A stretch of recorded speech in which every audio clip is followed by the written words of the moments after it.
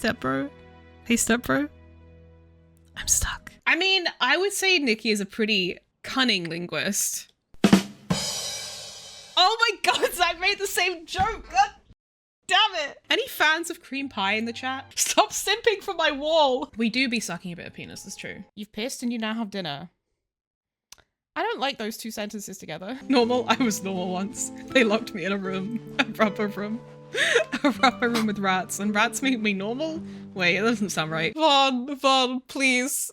Take my hand. Leave me away from this. I can't help you if I don't know the problem. I mean, have you met this chat? You know the problem. Stop cooing in my chat. You can't put a price on a perfect smile. Aww. Meow. Me. Approach stealthily.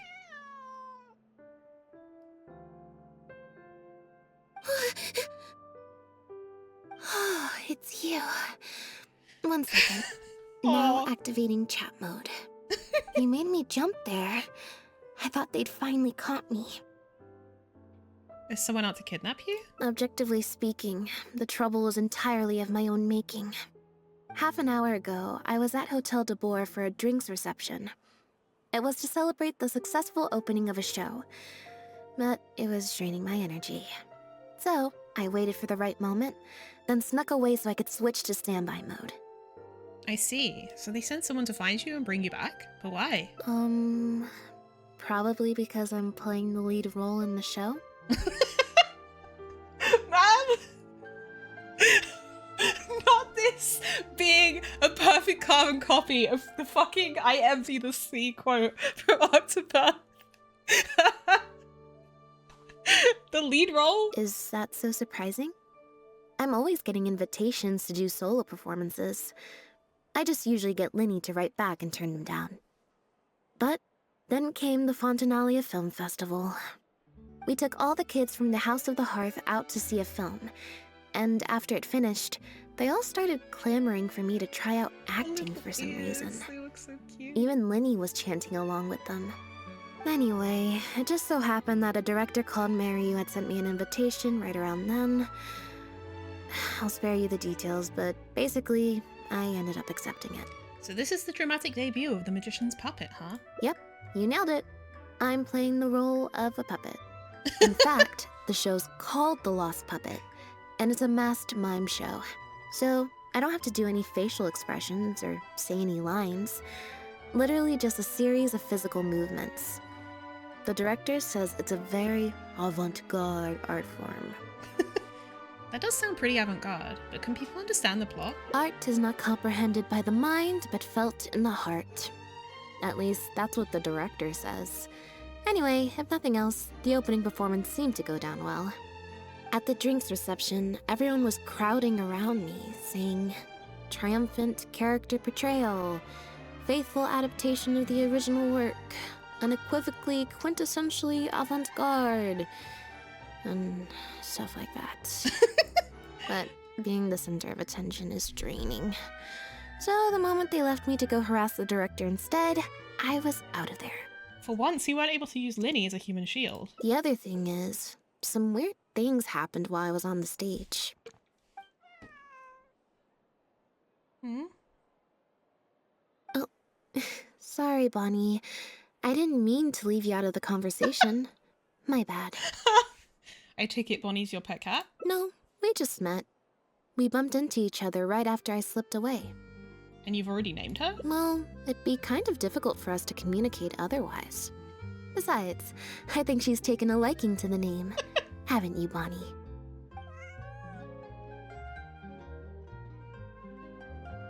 Yeah, that's right. Good kitty. We'll go find your owner soon, I promise. Owner? Not a stray cat then? Nope. She's wearing a collar, and for the most part, she's pretty well groomed. If she is a stray, she hasn't been for long. Her stomach's been growling a lot. I guess she must have been missing for a few days now. As much as I'd love to hang out with her for a while longer, her owner's probably worried sick about her. Assuming she has an owner, that is. But the reception... I should probably show my face there again at some point. even if it's just to make excuses and leave again. Decision time. Is this a tough decision for you? Well, I just find it exhausting, thinking through all the different ramifications of different choices and so on. That's more Lenny's area than mine. She's perfect for a hangout. So, unless it's something really important, I usually just leave the decision-making to him. But for once, he's not here when you need him. Bet that doesn't happen often. It's fine. He got Fremine to make me a little something for just this situation. Poof! A phaetometer. What's this? It looks pretty over the top, I know, but it's essentially just a box of cards. He kept the design simple, so it'd be harder to break. The way it works is, I pick a card at random, then look at the number on the card. And how does that help you make a decision? Well, for example, if the number on the card is 5 or higher, I help Bonnie find her owner. If it's less than 5, I go back to the reception. Simple and straightforward. I just have to believe in the bond between me and my cards, and my fate will reveal itself to me in numerical form. At least, that's what Lenny said. Anyway, This is like Tower. I guess I'll give you a demonstration.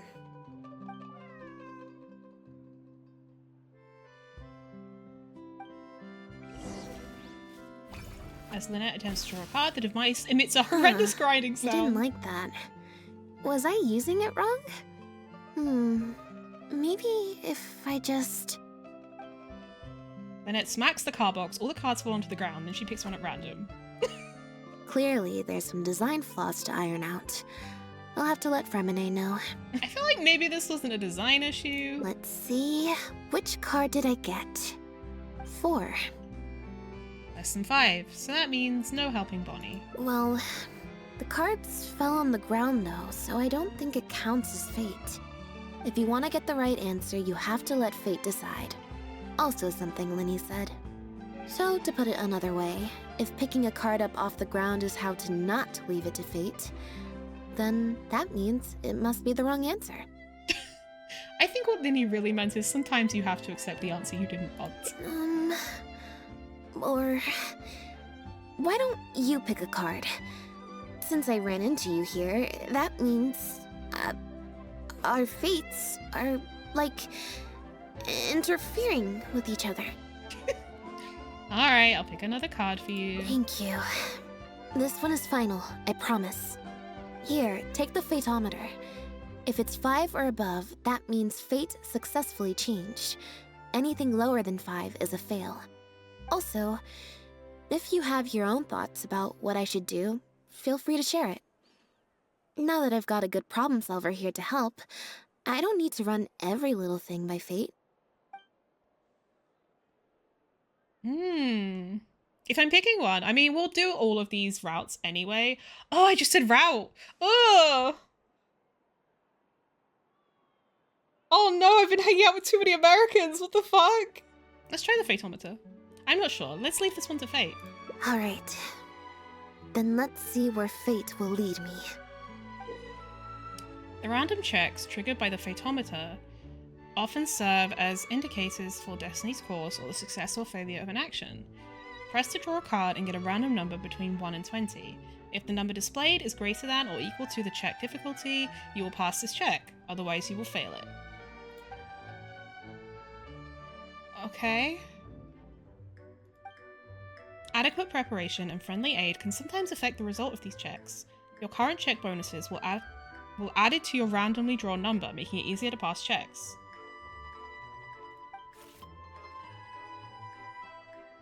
Okay, I don't really understand that, but... 9. So, we're looking for Bonnie's owner? I have to ask about this deck of cards. There's 20 cards in total, numbered 1 to 20. So there's only a 1 in 5 chance of drawing less than a 5. I should also mention, this time the cutoff was 5, but I just set that to wherever I feel like. Wow, you really don't want to go back to that reception party. To put it in perspective, I said I'd only do the show if I drew a 1. Fate can be pretty sneaky sometimes. So how do you plan to find Bonnie's owner? I think I'll go to the Steambird and see about putting an ad in the paper. You want to come along? I think Bonnie wants you to come with. Sure, if it means I get to hang out with you for a bit longer. You're a fucking mod. Every stupendous day starts with a Steambird. Oh, hi Lynette. Hi Traveler. What can I help you with? We wanted to ask about the latest Tales of Humanity column. I don't think so. Have you picked up a stray? Yep. If there's no commission to follow up on, could we post a notice about the missing cat instead? Why, of course. What a kind thing to do. Just fill out the form.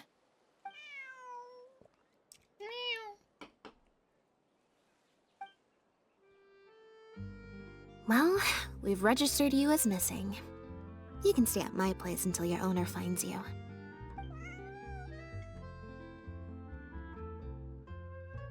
Also, I just wanted to say thanks for keeping us company for so long.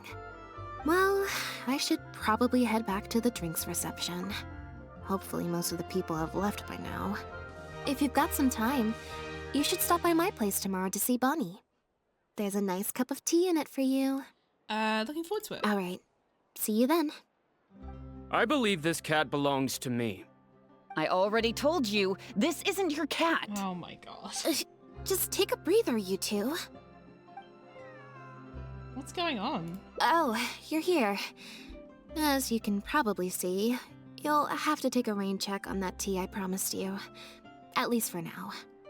This is my friend's cat. He's preoccupied with some important business, so I came to retrieve her in his stead. That seems sus. Oh. Huh? Passive checks are a special type of checks that need not be actively triggered, but instead will automatically trigger at specific times. If you pass, you will find some hidden information, such as irregularities in a person's attitude or certain incongruous details.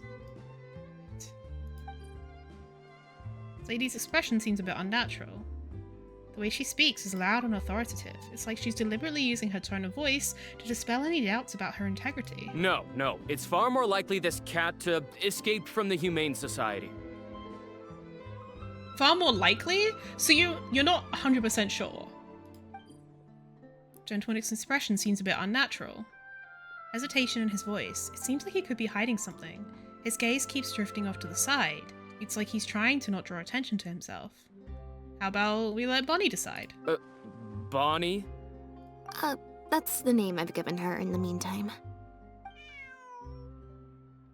Animal handling. Let's see who Bonnie decides to approach.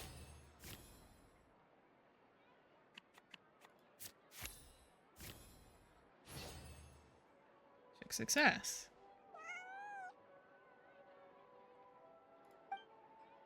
Bonnie happily runs up to you and begins to weave through your legs. Well, this complicates things. Seems she quite likes me. I told you before. This is my friend's cat. It's normal for her not to trust me. Listen, I'm the director of the Humane Society, okay? We've got so many strays, dogs, cats, you name it. I'm not even the one feeding them most of the time. You can hardly expect the cat to recognize me. Then how are you so sure she belongs to you? She just looked somewhat familiar, so I came to check, just in case. What? If she turns out to be one of ours, I'll take her back. Simple as that. Even if that's not the case, the Humane Society could still take her in, if no one else comes to claim her, that is. And also, you talk about owning her, but like a Humane Society does not own the animals? Like, they're just taking care of them. And like, he seemed intent that this was like his cat. But he's actually not sure? What's the Humane Society?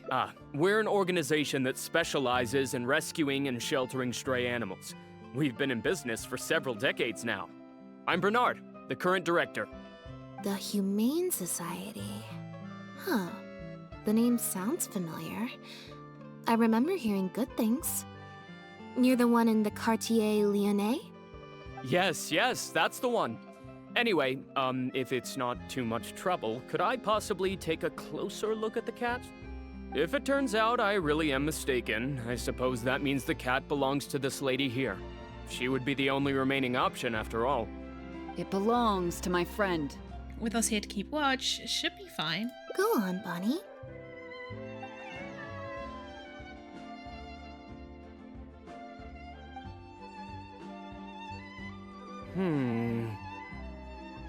Oh, nope. Looks like I was mistaken. They do look similar, but there's an ever so slight difference in this one's fur color. Deepest apologies, friends. Well, Why I am Ben like suppose this this? means I still have a missing cat to search for. Apologies again for the confusion. So, is this your friend's cat? Oh, yes, exactly. Wait a second. You lied earlier, didn't you? Lied? I'm afraid I don't know what you mean. A liar always has a tell.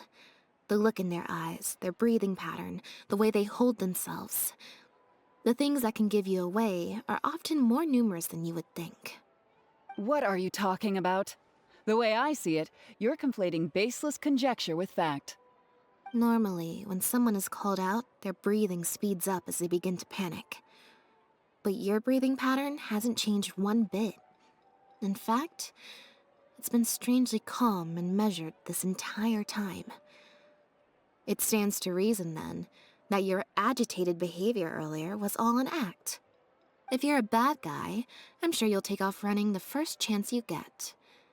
If you're a good guy, the most likely explanation is that you're a member of the Guards, or some similar organization. And you're basing this off of? Intuition. Nothing more. Intuition. Well, I have to hand it to you, Lynette. You're right. I'm a member of the Guards. The name's Elodie. I'm currently investigating a cross-border smuggling case. This cat here, Bonnie was her name? Well, her owner is one of the prime suspects of our investigation. Wow. A couple of days ago, our suspect got wind that we were on his tail and fled. That's most likely how he got separated from the cat. I just so happened to stumble upon your notice in the Steambird, so I decided to see if he'd come back for her. But it looks like I overestimated him. If I were on the run, I don't think I'd come back The either. impact of this case has been huge.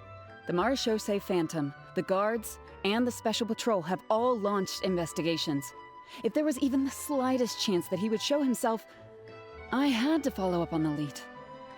So what's being smuggled? A new kind of illegal drug, imitation synth. Oh. We confiscated all the synth on the market, but addiction isn't something that goes away overnight. Even without substances on the market, people are still looking for a way to get their next fix. Is this, a reference to, like, the opioid crisis? Because opioids are synthetic opiates. And criminals are all too eager to capitalize on that addiction. That was the impetus for imitation synth.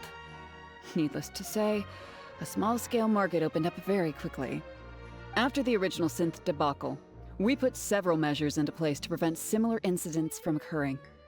The perpetrators got smart, though, and shifted their sales overseas before those measures could kick in. That's when the imitation synth smuggling began. We only recently got word of the presence of imitation synth overseas. We managed to track down evidence of I like similar that she's just telling us transactions. all of this. What we were able to find could be out, anyone. however, hasn't proven that useful given the amount of time that has passed. The Marechaussee Phantom launched an investigation to track down every person in Fontaine capable of producing a drug like that. That's how we learned about Bonnie's owner. Have we ever considered starting up rehabilitation programs to slowly wean these people off synth and helping them go back to their regular lives? I feel like that would be more effective than just like leaving them to suffer and then chasing down the people making the imitation stuff that they're going to for their fix. Like, it's incredibly rough withdrawing from drugs. Give me a question. It's incredibly rough withdrawing from drugs. Like, any kind of drugs. What's their plan? Like, the problem is going to continue to rear its head if you don't rehabilitate the people who are affected by it. Who is he exactly? He's a researcher at the Fontaine Research Institute. His name is Pierre. Pierre Lefebvre, to be exact. Lefebvre. Its expression seems a bit unnatural. A slight look of dread just crossed Lynette's face. Strange, she usually calls her The expressions Marechaussee with Phantom found him in Poisson. In addition to the cat, he also had a pendant with him. That's a snake. Where have I seen this image before? At first, there wasn't much cause for suspicion. A search of his house didn't reveal much to go off of either. The Marechaussee Phantom very nearly left it at that. It was only later that we realized the coat of arms on his pendant belonged to none other than the Lefebvre family, one of the most infamous aristocratic families in Fontaine. Obviously, this discovery prompted a further investigation into Pierre. At that point, however, we discovered that he'd already fled. Now the guards and the Special Patrol are all searching for him. Could his family be hiding him? That's not possible, actually. The Lefebvre family has been gone for a long time. Oh! Was that... Okay, so there are two options here. It's either the family of the guy who bought Lynette for the purposes of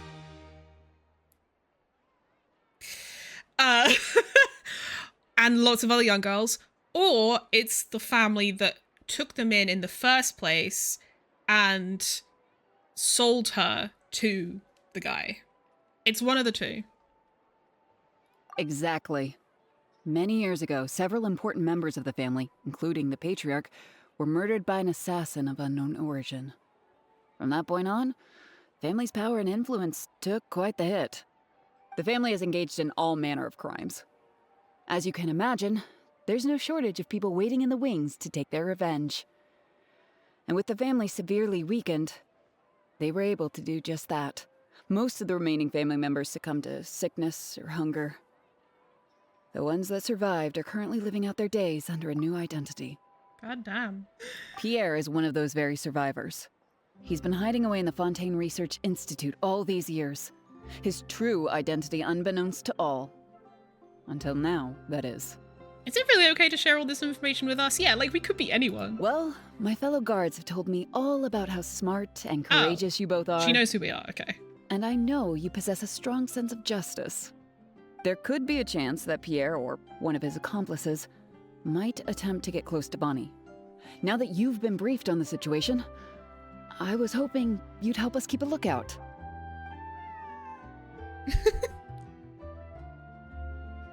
If I take Bonnie back to the guards with me, there's no way Pierre will try and come for her. Not even the most daring of criminals would attempt something like that. So we should keep Bonnie with us for the time being? I have to admit, I'm not holding out too much hope that Pierre will come back for her. But if there's even the slightest chance, then it's worth a shot. Well, I've got some other leads to follow up on. If Pierre does appear, please contact me right away.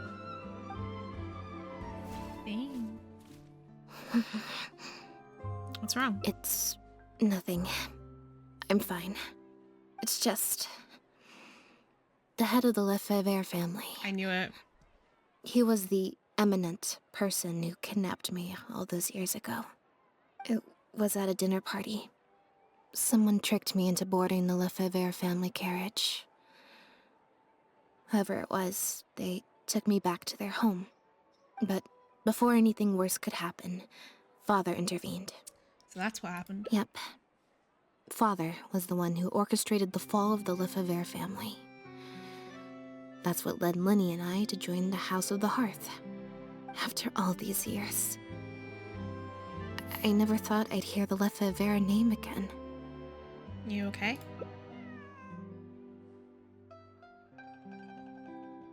Don't worry about me. I wasn't feeling sorry for myself. I was just thinking about Lenny. He's been acting strange recently. He avoids me for days on end, consumes himself with some secret investigation, and then out of the blue pushes me to do that acting job. Thinking about it now, It's almost like the one I drew from that deck of cards was part of his plan all along. He must have asked Fermine to help him out. In any case, I know he's hiding something from me. He's really pulled out all the stops this time. Damn, he's trying to take care of it so she doesn't find out. You think he knows about Pierre? It's very possible. I'm sure he tried to send me away because he was afraid it would bring up some painful memories for me. It wasn't necessary, though. Even after all these years, he's still as overprotective as ever. I mean, I You'll think have to that's help me natural. I teach him don't a think that's lesson if we run into overprotective. him along the way. Along the way? Are we going somewhere? Yep. I want to head to the Fontaine Research Institute to learn more information about Pierre. Just let me activate search mode and then we'll head out. Who knows? Maybe we'll run into Linny along the way. Are you trying to help out Lenny with his investigation? A little bit of both, perhaps. For the most part, though, I just have the sense that something's not right. Something isn't adding up about Pierre's story. I'm just not sure what. Sometimes you just gotta take the bull by the horns, right? Hi, Juby, welcome in. Okay, I'll write a letter explaining everything to the crew. Once that's done, we can head out. Lynette, you're, not at rehearsal? You can drop the act, brother. In fact, I don't think either of us will have a need for acting anytime soon. You should know better than to try and keep something from me. You've never been able to do that, even when we were kids. And that's why I tried to distract you with the masked mime show. But I guess you're just too good. Care to introduce us to your new assistant? This is Officer Shovras, captain of the Special Security and Surveillance Patrol. You may have met her already. Yep, multiple times. Meet again. Nice to see you. I should clarify something. Mr. Linney's here at my invitation, not the other way around. To borrow your expression, Miss Lynette, I suppose that would make him my assistant more than anything. We've brought on Mr. Linney as a consultant in the past. He was instrumental in helping us crack a case involving a perpetrator who used magic tricks to commit crimes. I was hoping he'd be able to provide some valuable insight this time around as well. Are you here because of the Lefebvre case? So you've heard everything then? That's exactly why we're here. There's always been questions surrounding the fall of the Lefebvre family. Some people even believe the House of the Hearth was involved. Whoever was behind it all was extremely cautious. They didn't leave a shred of evidence. This very fact, however, leads me to believe it was indeed the work of that Harbinger. I took a look at the entrance and exit records of all the carriages that night. Let's just say it wasn't hard to deduce that there's ill will between you two. Don't worry, I don't have any evidence to that effect, and I certainly don't plan on going to bat for such a despicable family.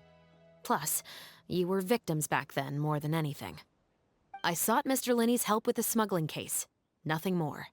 You're really teaming up with the House of the Hearth? The way I look at it, it's a collaboration between us as people, not the organizations we represent.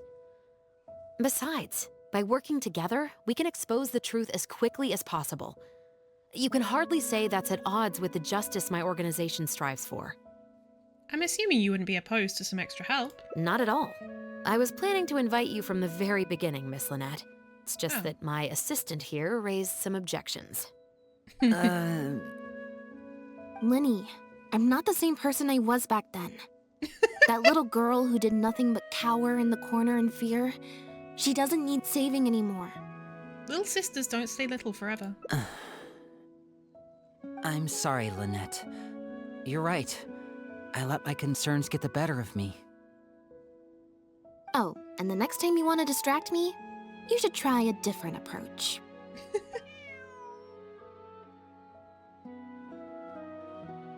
Who's this? You pick up a stray while I was gone? It's a bit complicated. I'll explain later. Anyway, her name's Bonnie. Well, if there are no objections, then I suppose the only thing left to say is... Lynette, Traveler, welcome to the team. Aye, aye, Captain. Chevreuse and Linny share with you what they've learned over the past few days. It appears the Lefebvre family was very particular in their use of insignias and emblems. The family would use different emblems to mark differences in status, blood relation, and the like. In fact, the insignia that was discovered on the pendant was used to represent an illegitimate child. So that would mean Pierre is a bastard child? It's highly likely. That very status might have been what allowed him to emerge from the fall of his family relatively unscathed. It would also explain why he was able to assume a new identity as a researcher with relative ease. We discovered something interesting, though. After talking to some of his co-workers, it appears he pretty much works at the Institute in name only. He's practically been cast out. Wait, what happened? Apparently, Pierre was once addicted to synth. He tried to use the resources at the Institute to create a substance with a similar effect. He claimed it was just for research purposes, but the Institute revoked his access to the relevant materials regardless. He was placed on disciplinary leave, pending a thorough investigation of his actions. Hi, squirrel. But it seems the Institute ran into some trouble along the way. Could have been a lack of personnel or a timing issue. In any case, they had to table their formal investigation into Pierre. Unfortunately, that also included reporting any relevant information to the higher authorities. As for his family background, it appears none of his co-workers at the Institute were aware of that information. All they could tell us was that he was quite the recluse. Did you find anything useful at his residence? Other than the pendant, we didn't find anything else of note at his residence in Poisson. Based on the samples of imitation synth we've been able to analyze, it appears the substance leaves behind strong traces wherever it's produced or stored. We have elemental Those sight. traces might not be obvious to the casual observer, but they're not something our guard poodles would miss. Pierre's home, though, came up completely clean. We didn't find any records indicating possible involvement in overseas transactions either. So, the Marechaussee Phantom didn't view him as a major suspect at first. Maybe he had a separate, dedicated area where he made the imitation synth. Well, his neighbors did say he was often gone for long stretches of time. You would think with him out and about so much, people would have spotted him around Poisson, but residents said they barely ever saw him in town. If his reclusive nature was just a matter of keeping a low profile, I guess it would make sense for him to have a secret base to carry out his business. After he disappeared, the guards conducted a thorough search of Poisson, but they didn't come across any suspicious locations. So it's not in Poisson. Poisson. What is it, Lynette? You know Hotel de Boer, where I first found Bonnie? To get there from Poisson, you have to cross a stretch of ocean. It's not somewhere a cat could just wander off on its own. A cat? You mean...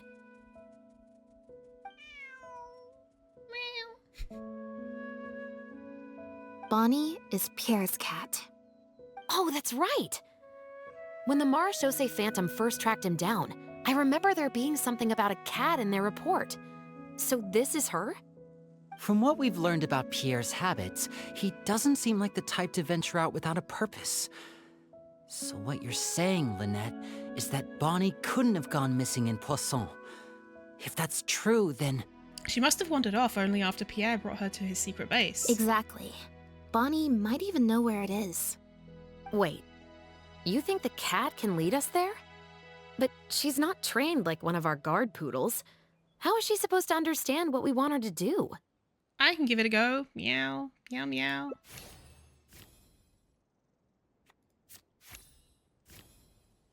Wow.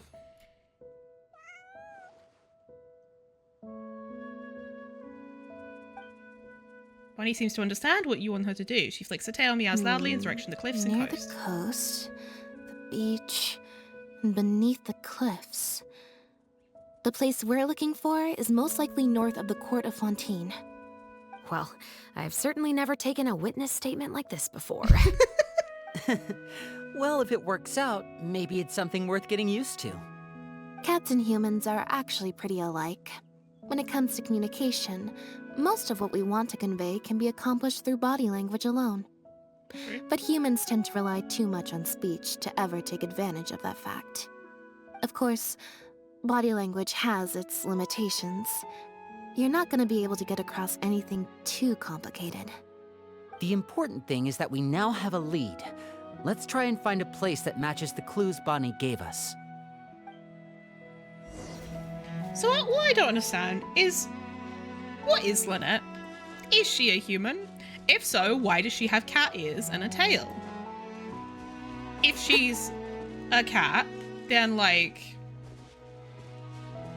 why does she refer to herself as a human there? Like, there doesn't appear to be like a matching like magical bloodline in Fontaine. So like, I don't know, I'm just asking questions here.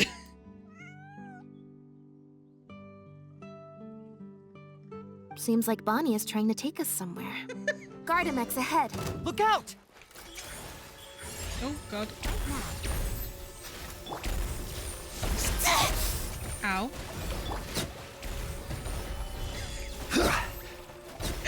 I not to bet my cat in this chat goes off. Yeah. You don't want to read it. Proof on this. Wow, Lynette, you found this place so easily. If I thought there was any chance you'd say yes, I'd recruit you into the Special Patrol here and now. No questions asked. Sounds familiar. I pretty much receive letters daily from people trying to poach her from me. Aww. Let's just focus on our search. There's a lot to investigate. Why would this just be out in the open and not in a building? The material these bags are made of, it's quite rare. Doesn't it look similar to the material used for your magic pockets? It's the very same, actually. Romaritime flower fiber. But there's something special about the composition of these bags. I took a closer look, and it appears they're not only waterproof, but also corrosion and leak resistant. Even the strings look specially designed to keep the bags closed nice and tight. I came across some bags So they're made of the probably same material just now, holding the but imitation they were synth. much smaller and thinner. From the look of them, they seemed far less durable as well. So kind of like one of those small sealed bags? Very similar, actually. Normally, it would be easy for a guard poodle to sniff out the imitation synth, but if it was sealed away in a bag like that, it might be possible to elude detection for some time. But what could these big bags be for then? If the goal is to keep the imitation synth hidden and sealed away, these bags seem a bit too conspicuous. True. Aha! Just as we thought. This is where the imitation synth was being made. These bottles and jars, they're all imitation synth. Looks like he's got more than just imitation synth stashed around here. In addition to the raw materials needed to synthesize the substance itself, there's a large quantity of cleaning agents and a few drugs I haven't been able to identify.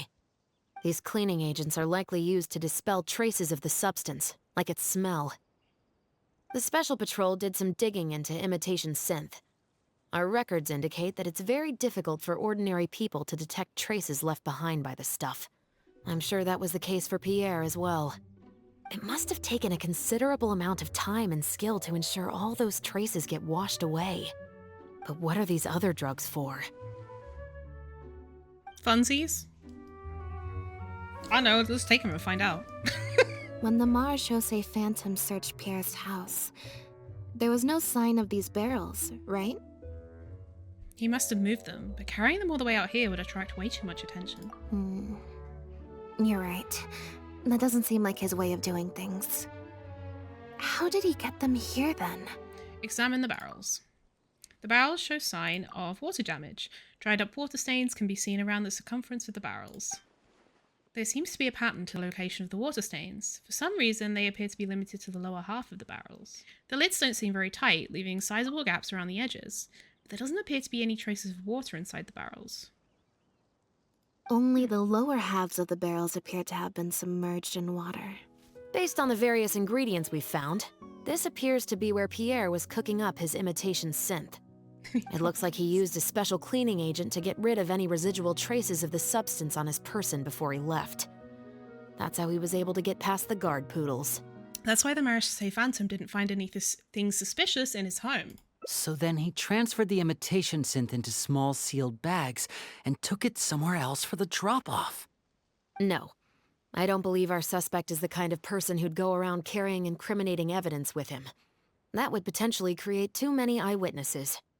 The cleaning agent and the sealed bags might get past the guard poodles, But if a member of the public or even a guard on patrol happened to see him during the drop-off, a quick search would reveal everything.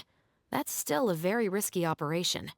What about if the drop-off happened at sea? There'd be no one around to see him. The barrels we found were wet around the base, but the top half was dry. As if they'd been standing upright in the water.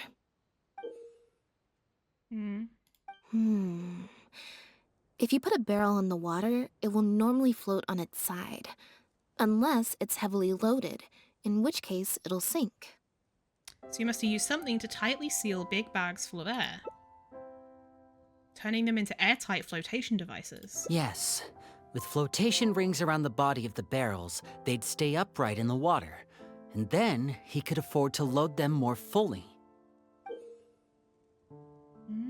You think he used floating barrels?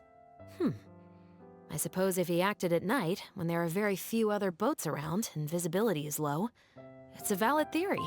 We can't rule it out. But then, wouldn't the barrels be carried off by the waves or the currents? How would the person doing the pickup know where to look? Sounds difficult to keep in one place, kind of like certain pets. Traveler, can you come take a dip in the sea with me? I have a feeling that somewhere down there, we might find some rope. If a rope can be used to keep a pet from running away, then why not a barrel? I can't believe how much progress we're making with this investigation. Without your help, getting this far would have taken me an awful lot of time and manpower. It's rare to see Lynette in serious mode. I wonder how long she'll keep it activated for. The wreckage of a small boat? This isn't the place. Got it. Time to go up and report. As expected, we found a few pieces of rope and some anchoring stones underwater. If you attach them to a floating barrel, it would look like this. With this anchoring system, it would be possible to use floating barrels for the drop-off. You would just need to drop them in the water at the agreed-upon location. We also came across the wreckage of a small boat. It must have been left out on the water and capsized due to the force of the wind and waves. Its small size, however, would have made it perfect for staying undetected. Let's talk this through. Based on the evidence we've collected, it seems like Pierre would row a small boat out to the agreed-upon transfer point, drop off the barrels, leave, and then row back and retrieve them after the transfer was complete. Wouldn't it be easier for both parties to meet up at the transfer point on their respective vessels and exchange the goods right then and there? It could be that he was trying to avoid meeting up with his associate face to face. As one of the sole survivors of the Lefebvre family, maybe he was just used to that sort of elusive lifestyle. It seems like Pierre deliberately chose the floating barrel method so that the goods could be dropped off and picked up at separate times. That way, the two parties wouldn't have to meet each other. Well, if that's the case, they must not have a very close working relationship. Yeah. Let's not jump to any conclusions just yet. Assumptions can be detrimental to solving a case. It's possible they were just trying to keep a low profile. Two boats sailing to the same location at once could be too conspicuous. The most important thing is that we can now confirm Pierre wasn't acting alone. The floating barrel drop-off system is proof enough of that. Let's say for now that he was only in charge of producing the imitation synth. That would mean there has to be at least one other person involved in the operation, likely in charge of transporting the goods across the border. Probably Talia, based on where it is. That explains why we couldn't find evidence linking him to any overseas operations. Since we've determined that the goods were transported by boat, maybe we can track down some travel logs or something. We can certainly check the various ports for that information. It's possible, however, that Pierre's associate also used a small boat for the transport, and docked along the shore rather than at a large port. If that's the case, it's unlikely there would be any record left behind. Have you looked into the ports already? Absolutely. Before Pierre disappeared, we made sure to investigate all sorts of outward-bound vessels. We also had port authorities keep a lookout for anything suspicious. Unfortunately, we were never able to find out how they managed to get the imitation synth across the border. A small boat and a few barrels isn't going to get you very far. You're right. Whatever vessel was used for the pickup, the person responsible for smuggling the substance out of Fontaine would have had to use a larger vessel for the actual transport. That's the only way they would be able to smuggle on a large enough scale to make a profit. They must have found a way to disguise the imitation synth to clear port inspections. We can still search for other clues. Exactly. We can't let any opportunities slip through the cracks. Although, given the amount of ports that could be involved, we should probably split up. I'll run home and ask some of my brothers and sisters to try and dig up some information. I should also head back and update my platoon on our progress. I'll grab some reinforcements while I'm at it. Lynette, Traveler, why don't you head to Lumiduce Harbor and see what you can find out? All right. Okay. Come on, Bonnie. You too. Cat's like, adventure! Oh, Lynette, Traveler. And Bonnie, too. What brings you all here? Did something happen? We're here to check the travel logs. You update them on the situation. Oh. I see. Thank you for everything you're doing for the people of Fontaine. What are you doing here? I'm in charge of guarding the port. You mentioned you were after some travel logs, right? I can go fetch those for you. She sounded a bit drunk. Looks like I've got another hard day of work ahead of me. Are things usually pretty hectic around here? No, not usually. It's this incident that happened recently. Before that, everything was normal. All we had to do was confiscate anything suspicious and we could call it a day. Pretty simple stuff. But things are much more complicated now. We somehow let suspicious cargo pass through the port undetected. Not even our guard poodles were able to sniff it out. Even worse, we still don't know how the perpetrator was able to conceal the goods so well. By suspicious cargo, do you mean imitation synth? Yep.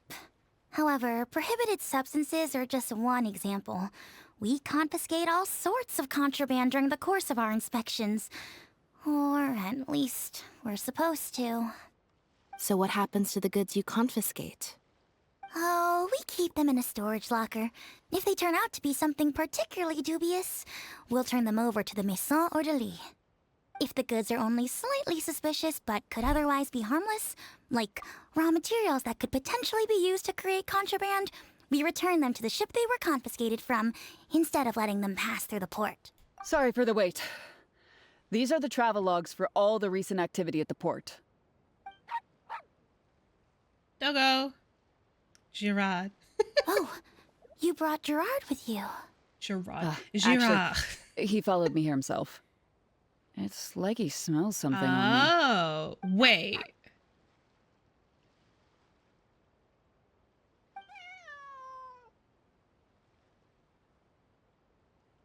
Huh. I wonder why Gerard is reacting to you two so strongly. Whatever Girard smelled on you probably came from us. Huh? We were so careful not to touch it, but we still ended up with traces on us. If it leaves a residue so easily, I just don't understand how the culprit was able to disguise the goods at all. Why don't you have a look at the travel logs first? All ships coming in and out of the port are recorded here, except for the ones the port authorities ride to and from work. You flip through the numerous travel logs. You notice several instances where the Humane Society is listed. The name really seems to stand out. Oh, a callback. The Humane Society. We've encountered that organization before, right? Their name is all over the exit logs. The purpose for leaving is always listed as overseas adoption.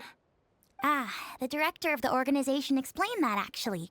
He said a lot of the cat and dog breeds unique to Fontaine are also very popular overseas. So, his organization offers an overseas adoption program. Bernard, the director of the Humane Society, was the man who came looking for Bonnie earlier. I wonder if it's him. I wonder if he's Pierre. The cat that fled from Pierre looks just like the cat that the Humane Society is looking for. Could that really be a coincidence? Seemed as if Bernard was also hiding something. He seemed so insistent, but only ran a cursory check before just leaving like that. Yeah, I thought that was so suspicious too. He must have thought that we were onto him. But also the cat did not go to him. When he came looking for Bonnie earlier, what if he wasn't actually there to check if Bonnie was his missing cat? Maybe he was there for some other purpose. Have you figured it out too, Traveler? The way the criminal disguised the goods? When Oh, Bernard asked to take a closer look at Bonnie, he was actually checking whether there was any imitation synth in her stomach. what the fuck? That's so fucked up. He was using the animals at his shelter to smuggle imitation synth. Wait, what? That's not The sealed based, bags we Zach. found at the Bonk. secret base. They were specially made to be corrosion resistant. So that they wouldn't be digested. There were gaps around the lids of the barrels, and airbags were used to keep them upright in the water. So that the animals would be able to breathe. Those drug shovers found at the secret base. She most likely didn't recognize them because they're not used on human beings. It's an anesthetic used on pets. The perpetrator must have given it to the animals. That is so fucked up. So they would keep still in the floating barrels. Pierre must have made the animals swallow the sealed bags full of imitation synth at his secret base. Then he stuffed them into floating barrels and left the rest to Bernard. The sealed bags combined with an animal's body odor would certainly be enough to mask the scent of imitation synth. During our inspections, we would have never thought to inspect the bellies of those animals for anything suspicious. Even if we tried to feel around for something, I'm sure it would be difficult to detect. Yep, drug trafficking. Exactly. I bet Bernard even transported animals with synth in their stomach alongside ones without. That way, it would be even harder to say with certainty that something was amiss. Do you think Bonnie could have imitation synth in her stomach? She's probably in the clear. Otherwise, Bernard would have never left without her. I'm guessing he didn't know whether Pierre had already hidden the next batch of imitation synth before he fled. Just imagine. He sees the notice we put in the Steambird, and it turns out that one of the very cats he gave to Pierre for the smuggling operation is out in the open, roaming the streets of Fontaine. If Pierre had already hidden the next batch of imitation synth, then Bonnie would practically be living proof of their crimes. He would have had no choice but to go after her. So, that's why he came to find you and insisted on taking a closer look at the cat. That fact is probably what spared Bonnie. Wait a second, I'm a little lost here. I get the part about hiding the substance in the pets, but those, what did you call them again? Floating barrels? Why even put the animals in there in the first place? If you've got something as convenient as a floating barrel, why not just stuff it with the imitation synth directly? Why not wait to hide the stuff until after the exchange has been made? In order to make sure the animals could swallow the sealed bags, they made them extremely thin. Had they not done that, the animals would have likely bitten or chewed through them. And if any of the imitation synth leaked out, you'd also need a lot of cleaning agents to get rid of the resulting smell. That step would have required a lot of energy, as well as a certain amount of technical expertise. So it was better left to the more experienced Pierre. We've already proven how easy it is to pick up trace amounts of imitation synth, so I'm sure Bernard was taking all the precautions he could to avoid the same fate.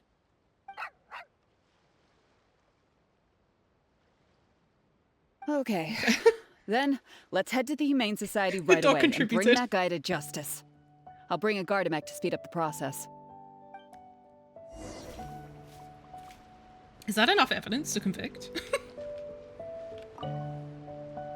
Sorry, but I can't go with you. Surely you'll be able to handle him, between Elodie's Gardamek and all three of you? The headquarters of the Humane Society should be somewhere around here. Bernard could show up any moment now. Ah, you're the people from earlier. Wait, you're from the guards? After him! We can't let him get away! Look at him fucking jogging. Oh, I'm just Lynette.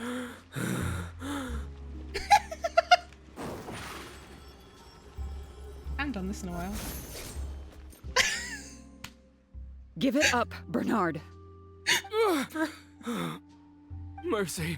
Have mercy. I'll talk. I'll tell you everything I know. He gave up real fucking The Humane fast. Society has done so much good over the years, and yet you have committed such an atrocious deed in its name. Look, I didn't have a choice, okay? My father cared about those blasted animals Oh, so much shut he the didn't fuck bother up, to mate. take care of his human wife and son at all. While those animals were showered with love, I lived worse than a dog. Fellas, do you ever start an international drug smuggling ring and engage in massive animal abuse violations because your dad didn't love you enough. No one asked. Tell me, how did you first get to know Pierre?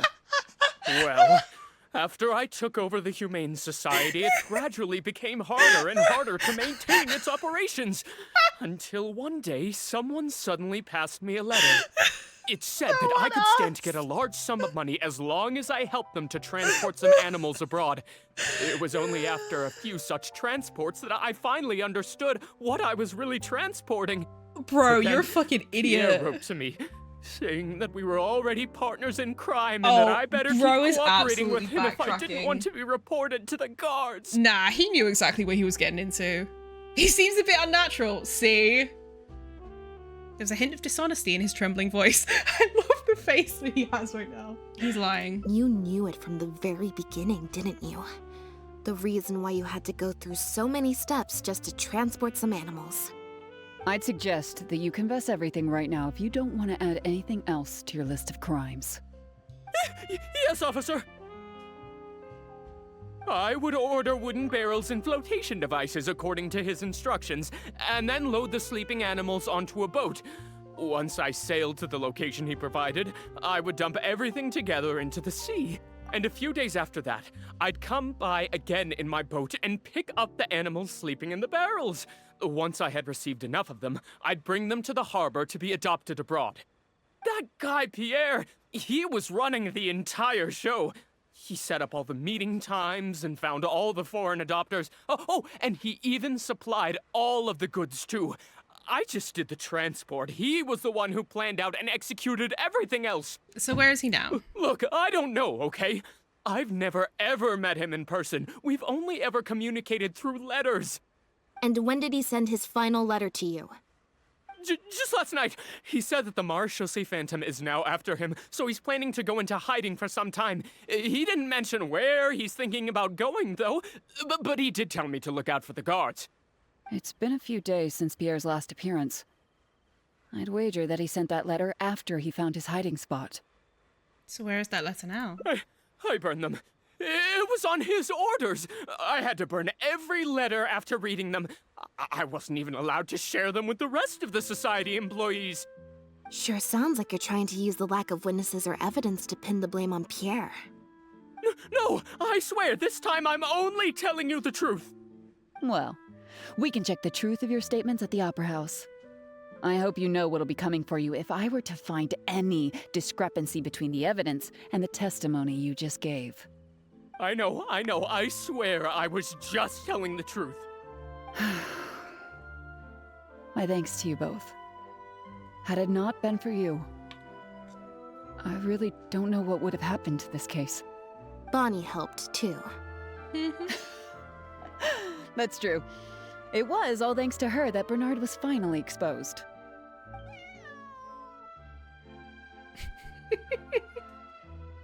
She looks pleased with herself. Bonnie suddenly runs and hides behind you and Lynette. And it looks like she's grown quite fond of you two as well. Then I'll leave you be. Just And let me know Vaughn if loves find you, Bonnie. any other new leads. Something on your mind still? It was that obvious, huh? Well, even though it didn't feel like Bernard was lying, after talking to him, I'm getting an even stronger sense that something's not quite right. We investigated so quickly that perhaps we've missed a thing or two along the way.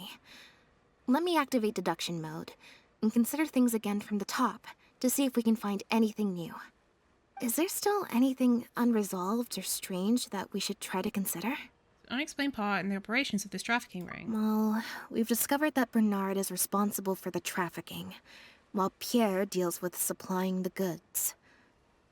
Is there something else in this scheme that we're missing? Oh, connections? Any past member of the Lefebvre family would probably have a number of connections outside of Fontaine. They always communicated in writing, and all of those letters have been burned, so we can no longer confirm, or trace anything. Oh, that's disappeared, okay. Bernard can be compensated for his work after completing a shipment. No suspicious record will be left as long as he receives the funds as an individual rather than through the Humane Society. According to Chevreus's investigations, Pierre has been formally reprimanded for his synth-related research and can no longer get any materials from the Fontaine Research Institute. We've already proven that Bernard and Pierre coordinated their handoffs by passing floating barrels to each other on open stretches of water. Yeah, according to Bernard, Pierre also supplied all of the goods. But if the Marechaussee Phantom's records are correct, Pierre should have lost all access to the materials required to create the imitation synth. And the Institute has also not reported any theft of their stocks. Where is he getting it? But what we found in Poisson. The Marechaussee Phantom found Bonnie and the Lefebvre pendant at Pierre's residence. That was the beginning point of our investigation. The end of Lefebvre. The Lefebvre family is infamous in Fontaine, and even their innocent scions became targets of revenge. But Pierre just carried the pendant with him as if it was an ordinary piece of jewelry. According to Bernard, the trafficked animals were taken directly to Pierre's base, rather than to Poisson. Bonnie has been with Pierre ever since the first meeting between Pierre and the Marechaussee Phantom, and that's why Elodie came looking for her. But that shouldn't be all. The pattern on the pendant is proof that its owner is an illegitimate child of the Lefebvre family, but this shouldn't be all. Associate, or can we only associate with that? Initial suspicions. Pierre became the key suspect in the case because of a suspicious cat and a suspicious pendant. Why would he leave such an obvious trail for us to follow when he took so much care to not leave any traces of imitation synth in his home? Someone set him up? About Bernard's letters. Bernard claims to have received a letter last night from Pierre. In the letter, Pierre stated that he had gone into hiding. Is there something wrong with the letter? The letter didn't mention Pierre's hiding spot, although it makes sense that Pierre wouldn't want anyone to find him. Bonnie had already been on the loose for a few days when we found her yesterday morning. That means she had already broken free when the letter was written. Regardless of whether he sent it anonymously or secretly delivered it himself, it's no longer something we can follow up on. If the point of the letter was to tell Bernard to get on his guard, then why didn't it also warn him about Bonnie? If Bonnie had imitation synth in her body, then she was a liability that had to be recovered at all costs. But if she wasn't carrying anything, then it would have made sense to tell Bernard not to worry. And thinking about it, Bernard only attracted our attention in the first place because he came to look for Bonnie. Could it be that the person who wrote the letter also knew nothing about Bonnie's whereabouts? Or they had a separate goal entirely? The final question is, why did I sense that something wasn't right after hearing Bernard's testimony? Even more so than before. Both written letters and handoffs using floating barrels are methods of communication that can be intercepted.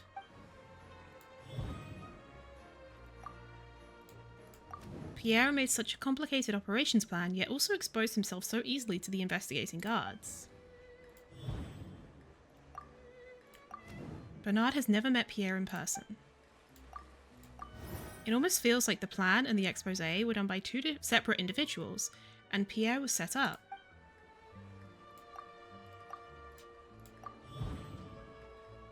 Still a third person out there. Even Bernard himself never knew that it wasn't Pierre that had been pulling his strings all along. It was someone else. Deductive mode deactivated. I think we may be close to the actual answer. Now behave, and follow me to the interrogation room. Ow! That hurt. Ow! They're about to leave. Is it really okay to let them go? Adequate preparation and friendly aid can sometimes affect the result of these checks. Your current check bonuses will be added to your randomly drawn number, making it easier to pass checks. I don't really understand this mechanic.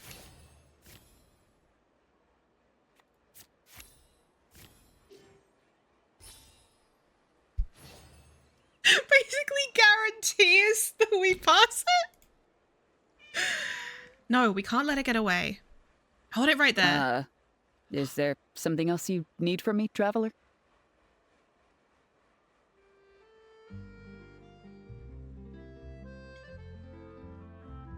Bernard and Pierre, they weren't really acting alone, were they? Huh? I see. It all makes sense now. Hey, what are you talking about? Look, even our confessed criminal here has no idea what you're saying. Because he has been kept in the dark all along. And I assume it's the same with Pierre. Bernard thought he was communicating with Pierre, and Pierre thought he was taking orders from Bernard. But there was a third person all along. That never quite added up for me. Why did Pierre feel compelled to return to his home with Bonnie and Dependent and make them so easy to find for the Marechaussee Phantom? Any animals Pierre received from the floating barrels should have been taken directly to his base, and considering his precarious situation, the pendant should have been the last thing Pierre would leave lying around. Both of these things are in stark contrast to his usual meticulous and vigilant behavior. There's only one reasonable explanation. He was following orders, just like Bernard. He probably received the following instructions right before the Phantom came knocking on his door. Bring the cat and the pendant, and our undercover agent will be sure to help you. Unbeknownst to him, however, the third person who wrote that letter to him had long decided to sacrifice him and Bernard to save themselves. So it's Elodie, basically. They instructed the two men to communicate through letters and barrels specifically so they'd never get to meet each other. What? You can't be serious. There was a third person involved? If you focus only on Bernard's testimony, it's easy to believe that only Bernard and Pierre were working together. The case appeared extremely simple. Bernard did the trafficking, Pierre the imitation synth production, drugging, and stuffing. With everything accounted for, the third person would then be cleared of all suspicion. Wait. But that doesn't make any sense. If that's the actual truth, then as soon as Pierre is caught, he'll explain his side of the story and the third person will... Yep, which is why the third person made sure that Pierre would never be found again. Oh, Once she they killed had him. instructed Pierre to expose himself, the third person wrote to Pierre again, suggesting that everything had been taken care of, and he should take Bonnie and safely return to his base. That's why she was trying to get the cat back. They then ambushed Pierre and made him disappear. Of course, Pierre's disappearance at such a sensitive time immediately made him a prime suspect. Knowing that Bonnie had last been seen with him, all the third person would have to do from that point on would be to lead the Phantom to investigate the Humane Society and get Bernard to confess the truth. Bernard would then testify that Pierre was the one who came up with the whole plot. Wait, so you're saying that the letter I received yesterday, the one that made me think Pierre was still alive, it was also sent by the third person? Is that what happened? I'll get back to headquarters right away and reinvestigate this case from the top. Not so fast. Chevra said that assumptions can be detrimental to solving a case. Someone among us, however, has been feeding us all kinds of preconceived notions ever since our first meeting. They suggested that Pierre's disappearance was an attempt to escape the judgment of the law, and that Pierre was a scion of the Lefebvre family. But if the disappearance is truly just a cover-up for a murder, then couldn't the true scion have been an illegitimate daughter, rather than an illegitimate son? Miss Elodie Lefebvre? Huh? Haven't you taken this joke a bit too far? You're right. I did let a lot of assumptions get to my head when I first started to talk to you about the case. I'll make sure to correct my behavior. You deliberately fed us lies, but even you could not control every last detail of your plan. There was a flaw in your scheme, and something didn't quite go as planned. Getting the Marechaussee Phantom to notice Pierre was only the first part of your plan. Had they failed to take notice of the Humane Society, they could have cast a wider net. And you couldn't predict what they might possibly find, if given enough time. This, of course, was the main weakness of your plan. And once the Special Patrol and Linny got involved, As someone accustomed to acting from behind the scenes, you didn't want to take the risk of personally proposing a raid on the Humane Society. So, you thought about pulling a few more strings, so all the suspicion would point towards Bernard and his society. a great option, of course, would be to also dispose of Bonnie and leave her body at Pierre's base in anticipation of a later discovery. Once the Phantom expanded their search, it would only be a matter of time before they found Pierre's base. If a cat last seen with the suspect turned up dead at the imitation synth base, it wouldn't be long until the Phantom would figure out exactly how she had been mistreated and turn their eyes towards the one organization that has been sending boatloads of animals out of Fontaine. However, something unexpected happened at the base. Bonnie managed to escape in the chaos. It was probably during your ambush of Pierre. You didn't even have the time to check if she had already been stuffed full of imitation synth.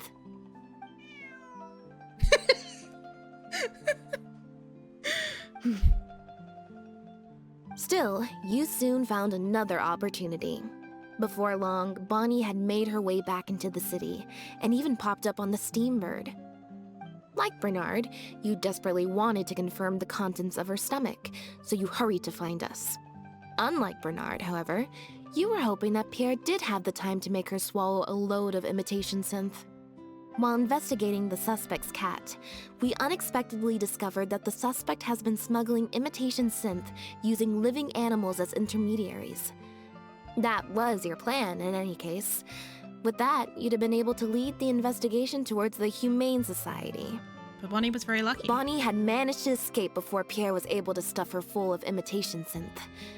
That part of your plan could no longer be carried out. But as shrewd as you were, you came up with another plan right away. You manipulated the Traveler and I to help you identify Bernard as a key suspect. You knew Linny was investigating the case with Chivrous, and you also knew of Lynette's previous encounter with the Lefebvre family. You used the Lefebvre, sorry. Lefebvre name as bait to get us to join your investigation. With 2 extra bodies around, the Special Patrol is sure to soon take note of the strange event of Bernard somehow having a reason to look for Pierre's cat. So, what you're saying is, I went to all that trouble just for the chance that you might put forth the suggestion that would lead you down the wrong path. Of course, you did far more than that. Just now at Lumidu's harbor, were you not the person who highlighted the suspicious activities of the Society? By showing us the port's travel logs. Ugh. You even highlighted the Society's activities during your compilation of the logs, so they'd be immediately visible to anyone examining the records. Moreover, the logs contained no records of the Port Authority's activities. In other words, your activities. And what are you trying to suggest with that? I am insinuating that you had plenty of opportunities to transfer the raw materials for imitation synth from the harbor to a boat, and then sail over to the meeting place full of floating barrels. Once Bernard had placed the animals in the barrels, you'd open the lids and also dump in the raw materials. As long as you did it before Pierre came for his pickup, there'd be no one the wiser. And that's how neither the trafficker nor the manufacturer knew there was a third person who supplied the raw materials, and surreptitiously operated between them. First, you got in touch with both parties and secured the raw materials. Then you instructed Bernard to prepare the floating barrels and the animals. After that, you slipped the raw materials into the barrels next to the animals, and requested that Pierre pick up the barrels and bring them back to his place. Pierre manufactured imitation synth using the raw materials you provided, stuffed the animals, and placed the animals back into the barrels. Having received the green light from you as Pierre, Bernard then retrieved his animals and shipped them out of Fontaine once he had received enough for a full batch. This is the truth behind your smuggling ring. I can't believe it. I never put 2 and 2 together. You've sure got an extremely lively imagination. So what do you think she's going to say next? But do you have any evidence? But do you have any evidence? It appears that it's quite easy to predict what you'll think or say. Then if we apply that to this case, we can also think of a few places to look for incriminating evidence. You know very well that this case will not end until Pierre is found. So you will have him commit suicide out of fear and shame to end the investigation for good. That way, you can also pin the blame for the overseas smuggling activities, the theft of the harbor's confiscated raw materials, and even the Lefebvre name on him. After all, dead men tell no tales. But you still want it to appear as if he had sent that last letter to Bernard, so you have to make sure he cannot be found until after Bernard has confessed to the authorities. To do that, you either will hide his body until you've found an appropriate time to set up a fake suicide scene, or you'll dump it someplace where it'll be hard to determine the exact time of death. Submerged in water, for instance. The location would ideally allow you to keep the body hidden for some time while also letting you keep an eye on it. You'd also keep him in a very cool environment to be handled later, set a fire to make it look like he burned himself to a crisp. Example of such a place may be somewhere in your own boat or underneath the waters near Lumidu's harbor. There are only so many options to hide a person's time of death after all. As long as the Phantom investigates each of the possibilities in turn, they'll surely find Pierre's remains. Especially since, as the prime suspect who will now be taken into custody, you will no longer have the time to move him or set up a fake suicide scene to cover up the murder. How absurd. And on what grounds will you order my arrest? Don't think for a second that your spouts of nonsense will amount to any kind of real argument. After all, I'm... Elodie Lefebvre! As the captain of the Special Security and Surveillance Patrol, I hereby declare you as a suspect in the case. If you have any objections, you may raise them later during interrogation. Chevus, Linny. That's right. We received a message from Lumidu's harbor that you were going to investigate the Humane Society. We didn't expect to run into you at such a critical moment. While at the harbor, we noticed something else extremely interesting. Apparently, you often used all kinds of excuses to swap your shifts. And if one were to match the times of your shifts to the activities of the Humane Society and those of certain foreign ships, they'd find them to be an exact match. That's just a coincidence. Yes, I'm sure you have already thought of a dozen different ways to explain away the suspicious activities, but as far as evidence goes, that should be enough to warrant taking you into custody. Don't worry. If it turns out that the guards are still unable to find any evidence after all this, Lynette and I will do everything in our power to clear your name. Although judging by her reaction, I assume no follow-up from us will be needed. The Lefebvres were infamous for using disguise and infiltration to achieve their goals. Who would have thought that they would have planted someone within the guards? Judging from the timeline, they likely arranged for you to enter the guards before the fall of the clan. But they probably didn't expect you to turn it to your advantage and use your job to save yourself during the purge. Not only that, but you actively participated in the interrogation, arrest, and judgment of the Lefebvres during their fall, thus clearing yourself of suspicion. That's crazy. You brutally and cruelly abandoned your allies as soon as they outlived their usefulness, just like a lizard cutting off its own tail in order to live. You've been doing this for years. Goddamn. So you played me like a fool after all? Bernard is suddenly knocked out by a sudden strike. Sudden? From who? What was that word you used? Ally? You think that someone as foolish as him is worthy Why to did call they always himself just like come clean in the ally? end? They were worthless scum. All of them. Not just Bernard and Pierre, but those Lefebvres too. They always just saw me as a tool. I lost all my chances of a normal life just because I was born into their lot. Not only that, but because they wanted me to become an undercover agent, they stripped me of my name, too. I had to live in constant fear of them while they were alive.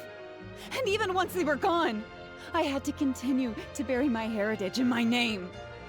Always worrying that their enemies would come knocking at the door. You could also just have not done bad Do you shit. know anything about what I've been through over all these years? My life as the last Lefebvre? But then you went and did bad shit.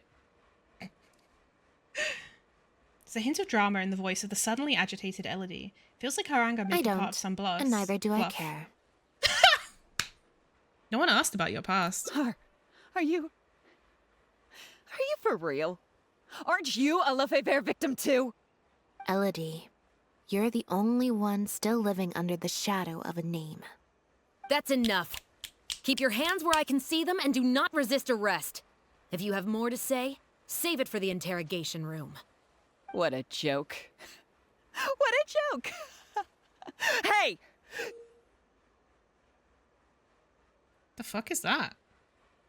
Is that a bomb? Don't come any closer! What's that? Know what this is? I've secretly planted loads of explosives in the Humane Society. Just one step closer and...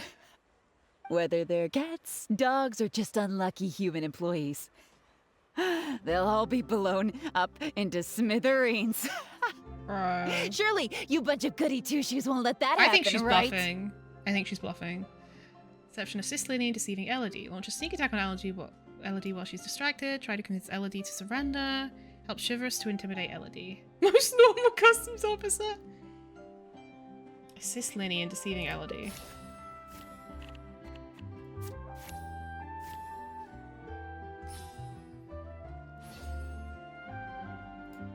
I can understand how you feel. Like you, we are also victims of the Lefebvre clan. But if you were to endanger innocents now for your own gain, the public anger towards the I don't think she Lefebvres would cares. only rise to a boiling point.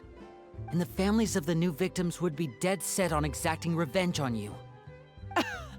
And what of it? I'll be your hostage, Elodie. What? Don't do this, Lynette. Thanks for your concern, Traveler. But we need to end all of the hate and violence arising from this clan once and for all. I'll raise my hands and come over slowly. I promise that I'm completely unarmed. I'm watching you. Don't think for a second you can pull fast one on me. Mm-hmm. That's right. Just keep your eyes on me. Don't look away. Ah! As Elodie fixates her gaze on Lynette, she is struck by a hard blow from behind.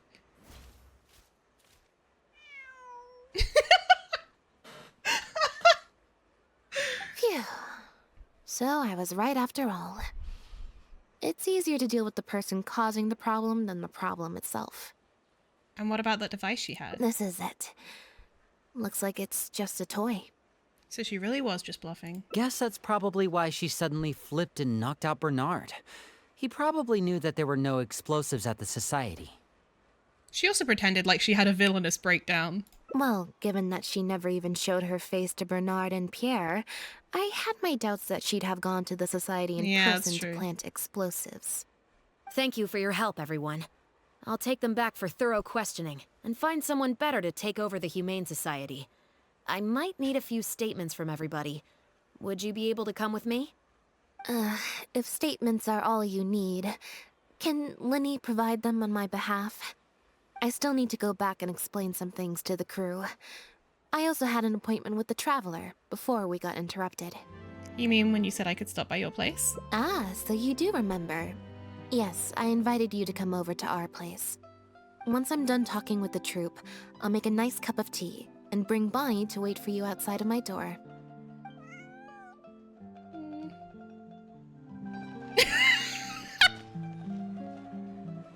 I'm sorry, it's so funny to see them both just fucking conked out.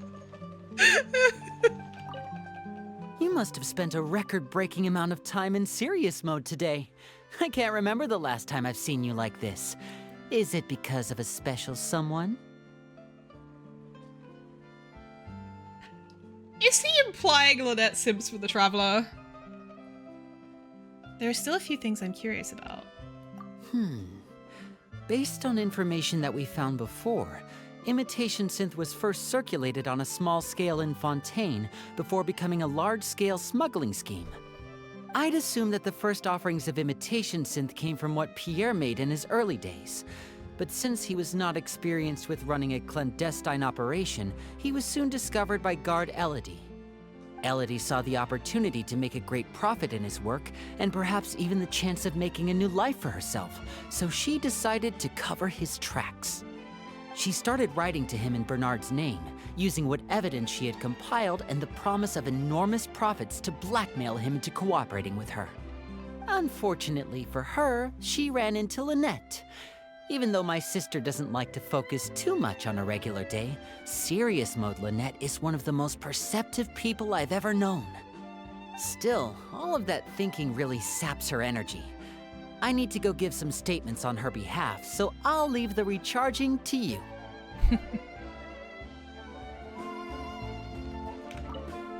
You can leave the rest of this to me. The other guards will be joining me shortly. Don't worry, they won't have another chance to escape. How did Elodie get her hands on the raw materials?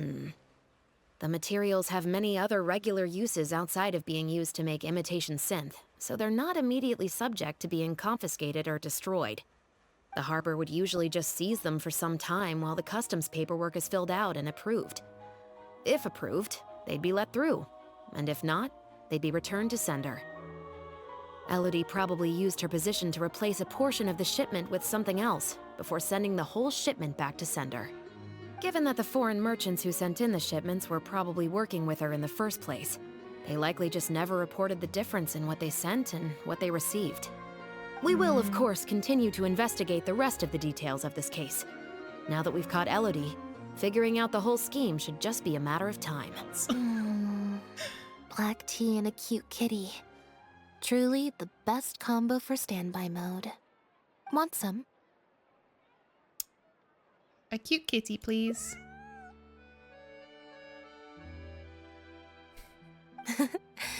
I see she's already starting to snuggle up to you. About Elodie's case. Not at all. Information is indeed very important, but if you were to try to collect every piece of information you come across, your efficiency would actually decrease. Plus, if you just think about it, what sounds more fun? Writing a statement or enjoying a tea party? The tea party. Great answer. That'd be my pick too. Had we not run into that case, we could have spent the entire day like this. But now, I'm running low on both time and energy. A cute kitty, true. With quality time, you should be able to recharge more quickly. You're right. I can sense it. I'm recharging very quickly at the moment. When did you start to suspect Elodie? Something about her rubbed me the wrong way since the very beginning. But to be more precise, it was probably around the time when I saw Bonnie try to get away from her. After you arrested Bernard? Elodie tried to get close, but Bonnie deliberately dodged her. Maybe Bonnie had tried to evade her before at Pierre's base. Or perhaps Bonnie just instinctively knew that she wasn't a good person. Not everyone who likes cats is a good person. But if cats like you, you're probably alright. Fair enough. Humans tend to overthink things, but cats rely on their instincts, and they're pretty sharp. I mean, just look at Bonnie. She took a liking to you the moment you met. Aw.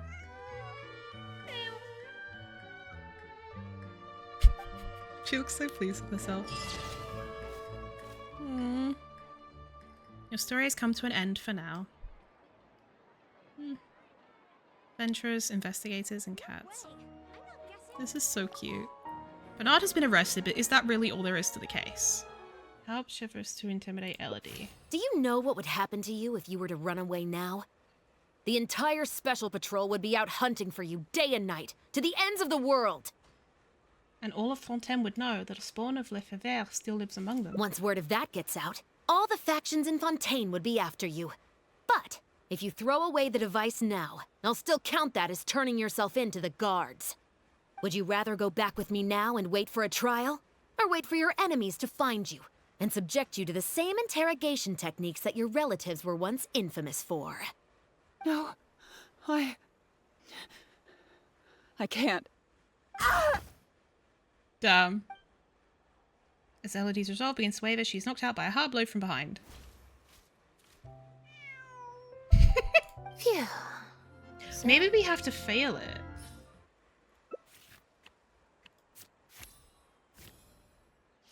Oh, check failed. Interesting. That's enough! I have nothing left to say to any of you! Gardamex, get him! Not good. She's trying to escape. We need to end this fight as soon as possible.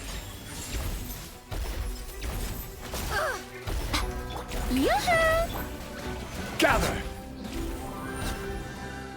That was easy. Busted so quickly, huh? Good thing I've already bought enough time to escape.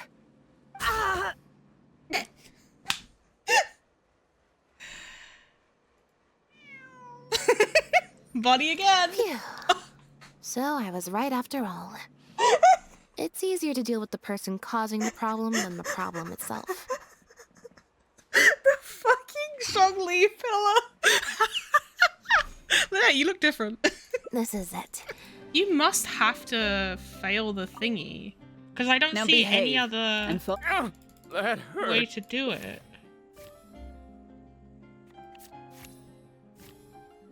Oh! Okay, we failed it.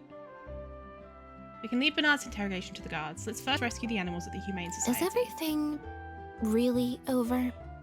I still feel like the relationship between Pierre and Bernard is not as simple as it appears. Also, I've had this strange sense that something's off the entire time we've been on the case.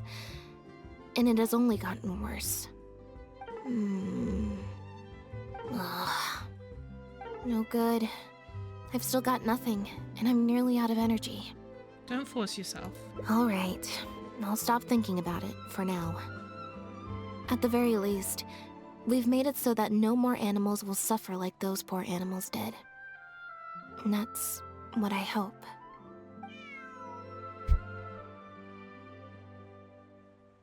Let's go to the Humane Society and see if there are any animals left that might still need our help. Before my energy for today completely runs out. Aww. So you have to just fail it. So you have to just keep redoing that whole cutscene again and again because there's no exit button once you're locked into that. Save the kitty. The truth remains submerged in the dark undercurrents, yet hope already lies beyond the cage. So I think we can try and get this. So I'm going to say, how about you do neither? Huh? That applies both to your troop and to Bonnie's owner. What you're saying is, since nobody's come looking, I can just keep hanging out with Bonnie for a bit longer? Is that really okay? Yeah, it's fine. Well, Bonnie sure seems to like that idea.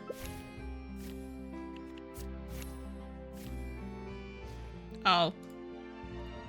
That's awkward. Maybe not.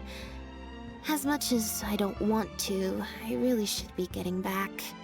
Besides, if someone does come looking for me or Bonnie and finds me just chilling out with a cat, Enjoy your leg fun. I feel like I'd have a lot of explaining to do. Okay, we're no longer suffering. You make a good point. We can just stick around here for a while. Okay, well, assuming Bonnie hasn't strayed too far from where she went missing, there's a chance we might bump into her owner in either the Steambird offices or the restaurant. So, stick around here in standby mode? Yeah, that suits me. If you're going into standby mode, should we find some cat food? Oh, good idea. Bonnie's definitely hungry. Should we get some snacks for us too? May as well. We could be here a while. Let's find a place to chill. When I was trying to find somewhere I could space out earlier, collect my thoughts, I figured the cafe might be a good shot. Alright then. Plan of action, spend the whole day spacing out. In standby mode. It's called speedrun! Doing nothing is the happiest thing. So we've got to make a decision, I think, to hang out with the theater troupe. I think you should head back to the drinks reception. Back to the drinks reception. I mean, clearly you don't want to go. You could just... Nope, I said it was your decision. I'm not gonna waste any more energy dragging my feet. Oh. Besides, the drinks reception is technically part of the job as an official publicity event. So, if I bail on it, You'll feel guilty inside? I might get sued for breach of contract, and that would be a huge pain in the butt. One other thing. Do you want to come with me? If you're free, I mean. Sure, then you'll have at least one friend there. Mm-hmm. Thanks. There you are, Lynette! Where did you disappear to? Leone and I have been looking everywhere for you. Wait, where did you get the cat? Meow. Someone tag Vaughn. I found her outside. Do either of you happen to recognize her? I don't think so. Could belong to one of the guests, I suppose. Why does she have a child's voice? Fair enough. It was a long shot. That is an adult woman. Why does she have like a little like baby voice? What the fuck? So sorry we couldn't help you, Lynette. Don't worry. Don't they hear this voice actor? Ask around for you. Leone's probably just being forgetful. Damn. Maybe you could leave her with us. We'll take her to the reception desk and see if they know anything. And if not, we'll just keep looking. Sure. I would Sounds help, kinda like but Nahida. I'm a little preoccupied. Sorry to dump this on you. It's no trouble at all. We're happy to help however we can. Also, if it's no trouble, I mean, could we maybe get an autograph? And maybe a photo too? This was truly a choice for this adult woman. Leone, you can't spring that on her now.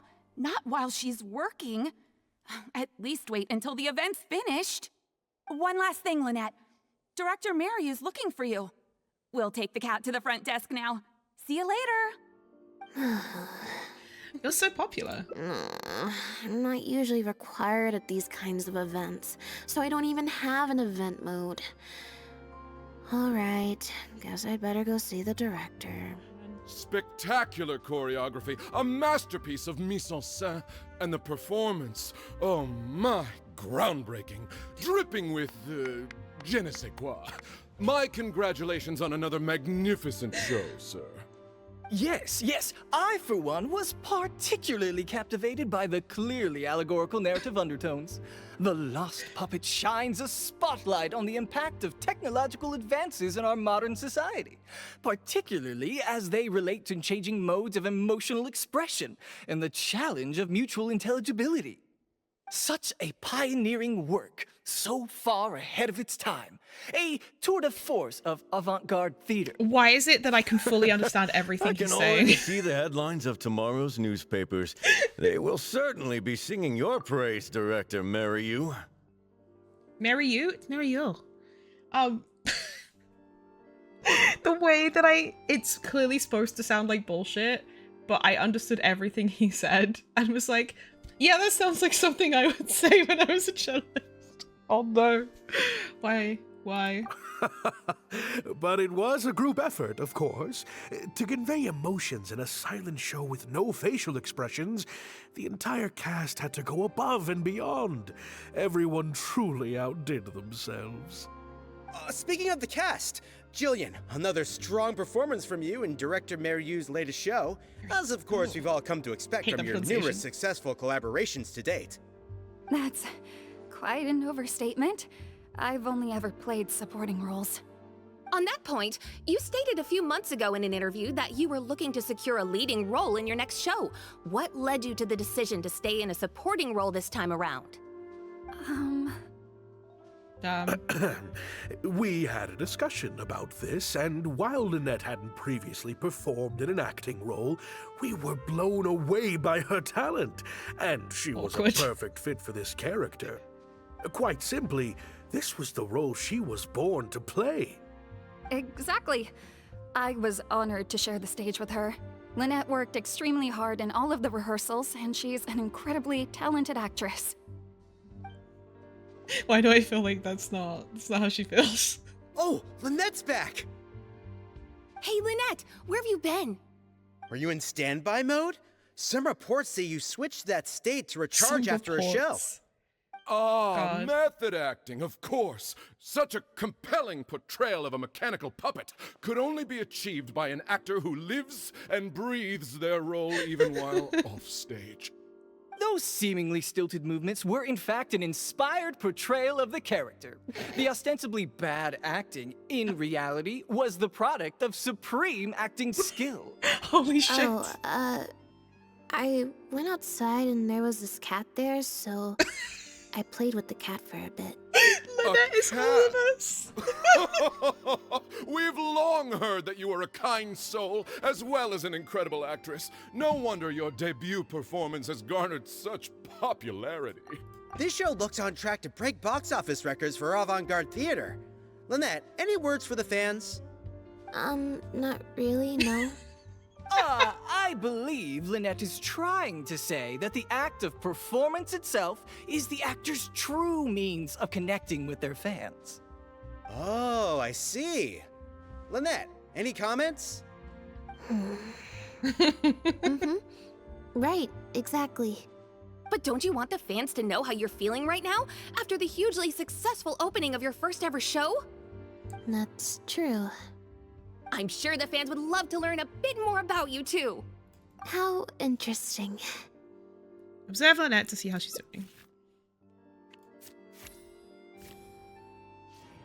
Oh. Well.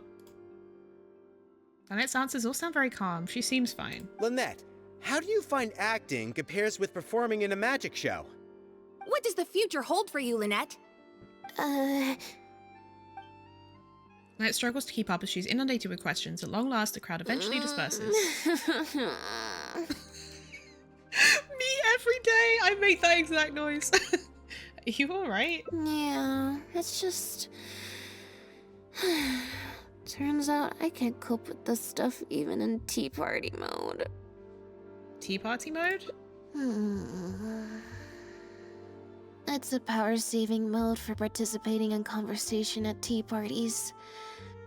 Normally, I can get through an entire conversation just with, Oh, that's hello true. there, little one. And how interesting. Thank you for the follow, But Kiwi at a son. tea party, I'm not normally subjected to a constant stream of questions. The energy consumption of that interview just now was 3 times as much as the average tea party. It's a big adjustment. Give it some time. I think I'd rather pray that I never have to do it again. That is very valid. Lynette, I agree. Director Mariyu would like you to join the group photo to commemorate the successful opening of the show. A group photo? It's just the members of the troupe, along with Maloney and Corentin. Everyone's waiting for you. Alright then. See you in a minute. Lynette and Cyril go to do the group photo. 2, 1, smile. My thanks to each and every one of you here for your help in making The Lost Puppet a success. The group photo is already being printed as I speak. Any You group can photo collect printers? your copy from the first floor after the drinks reception concludes. May it serve as a reminder of this fabulous performance every time you see it. Mariyu! Get over here. Let's have another drink. There's a few things I need you to glance over for me. Wait, that means the reception still isn't over? I thought the group photo was the final hurdle. Well, at least there's no more people hounding me with questions. I just need to find somewhere to switch to standby mode, and the time will fly by. I hope. Lynette is deeply fucking relatable. I relate to this so hard. Like, I'm loud and annoying on the internet, but like in person, this is a whole lot. Verena? What the fuck? Hotel de Bour's Ile Flottante is as wonderfully sweet as ever. Verena, you managed to get an invite to the drinks reception too? Traveler? Lynette? Oh, wait, hold on. What do you mean, managed to get an invite? I'm an expert in the dramatic arts. Of course I was invited. Naturally, people wanted to hear my comments on the emerging art form that is the masked mime show. So then, what did you think? Remarkable, and a very worthwhile artistic endeavor. Exploring a character with no lines or facial expressions who can only communicate how they feel through their movement. Your performance was beyond anything I could have imagined, Lynette. Clearly, this was a very suitable role for you indeed. Enjoy your life, Basically, babe. I love you. I think I'd give it a positive review overall, just not as gushing as the crowd downstairs. Damn. So, you thought they were pretty over the top too? In fairness, it's normal to bring along some vocal supporters for publicity when a new show opens, but still, this was something else. Then again, I'm no specialist in avant-garde theater.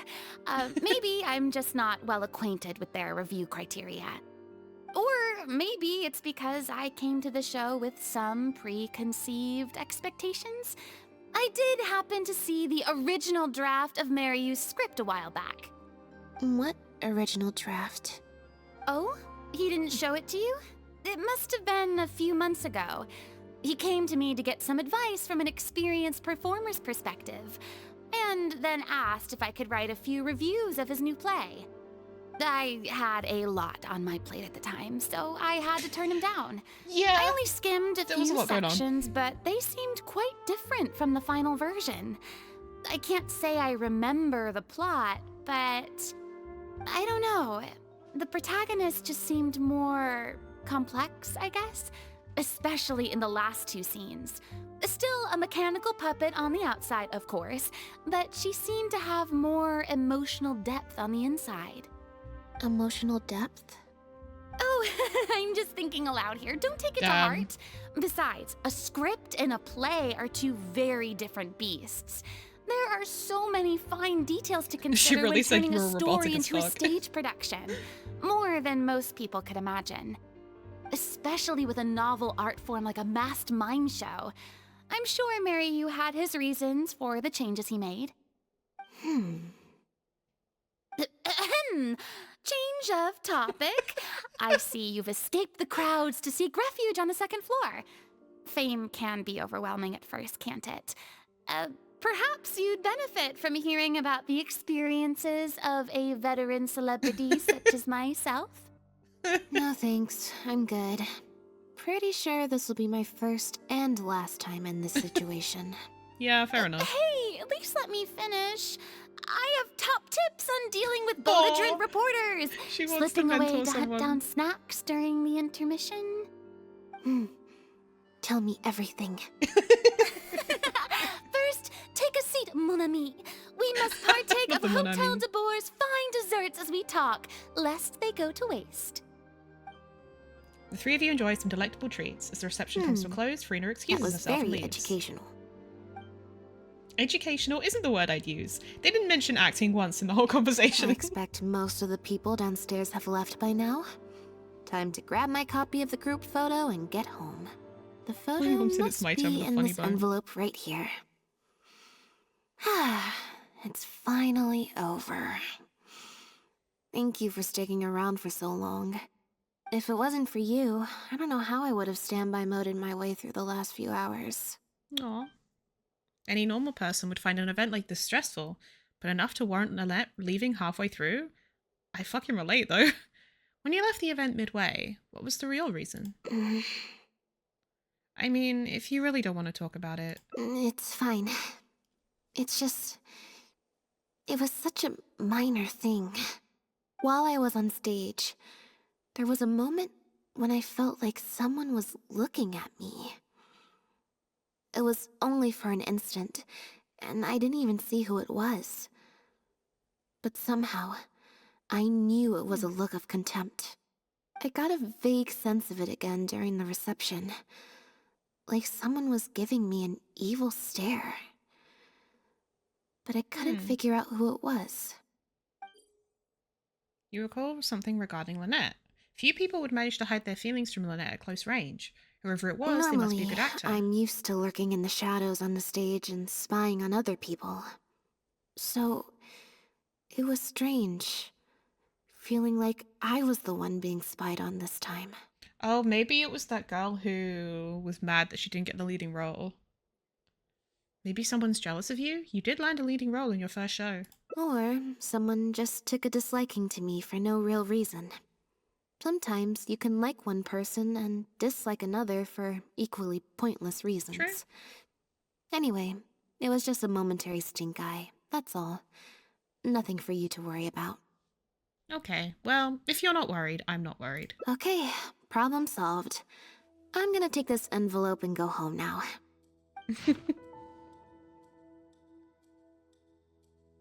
You heartless puppet, you've ruined this work.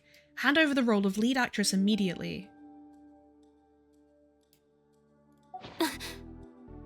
What? It's a threat letter. You have destroyed this work of art.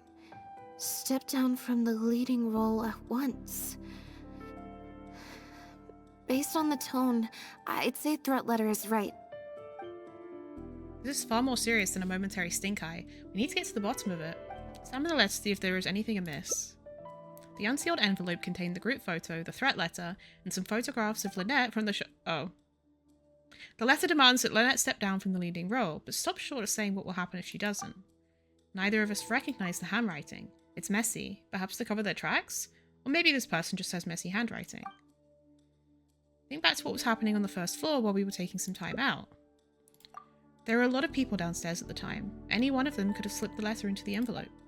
All the envelopes were left on a table on the first floor, but nobody was tasked with watching them. I could ask reception, but it's unlikely they saw anything. I don't think we're gonna find any more clues here. Shall we ask Mirio what he makes of you have destroyed this work of art? Yes, let's. Whatever destroyed means, it could have something to do with the original script that Farina mentioned. Also, I'm gonna have to ask you to stick around a while longer. Okay. I can't believe how well the whole Lynette's debut acting role thing worked out. Even the avant-garde box office is lapping it up. How could I ever have doubted you? If you hadn't stuck to your guns and kept sending those invitations, this opportunity would have passed us by. The weird, like, I know they were trying to put on an effect, like, he was kind of muffled because we're spying on them, but what they actually did was just have it just constantly going in and out, and it didn't sound natural at all. It just sounded like someone put an effect on it. See? I told you. All the time she'd refused in the past were all the more reason to keep inviting her. It's just a publicity because stunt. it turns into a big talking point. Can you imagine if you'd gone with Jillian? You'd have been lucky to get half the ticket sales you've ended up with. True. Well, Jillian still needs to get a few more productions under her belt.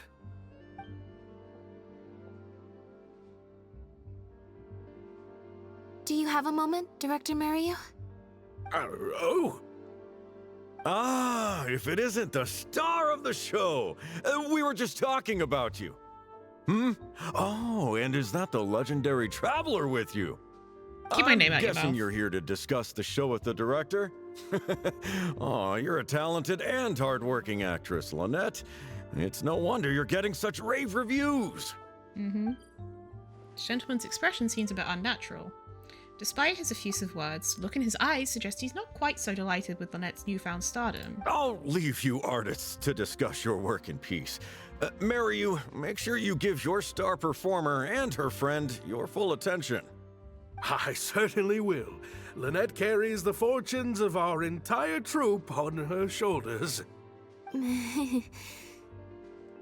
my name out of your mouth was fast. I don't like his vibes.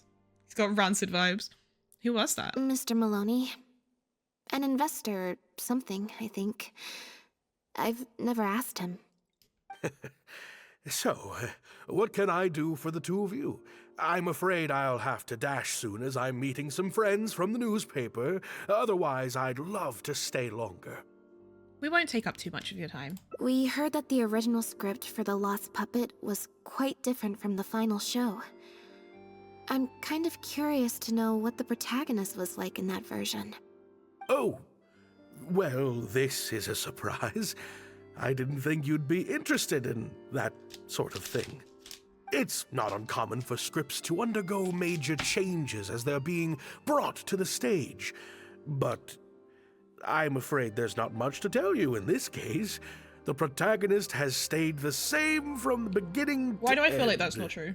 A mechanical puppet with a bumbling body but a sensitive soul. a stranger in time who doesn't belong. There's no doubt about it. You are the protagonist, and the protagonist is you. The success of one is the success of the other, and that's what made this show an artistic triumph.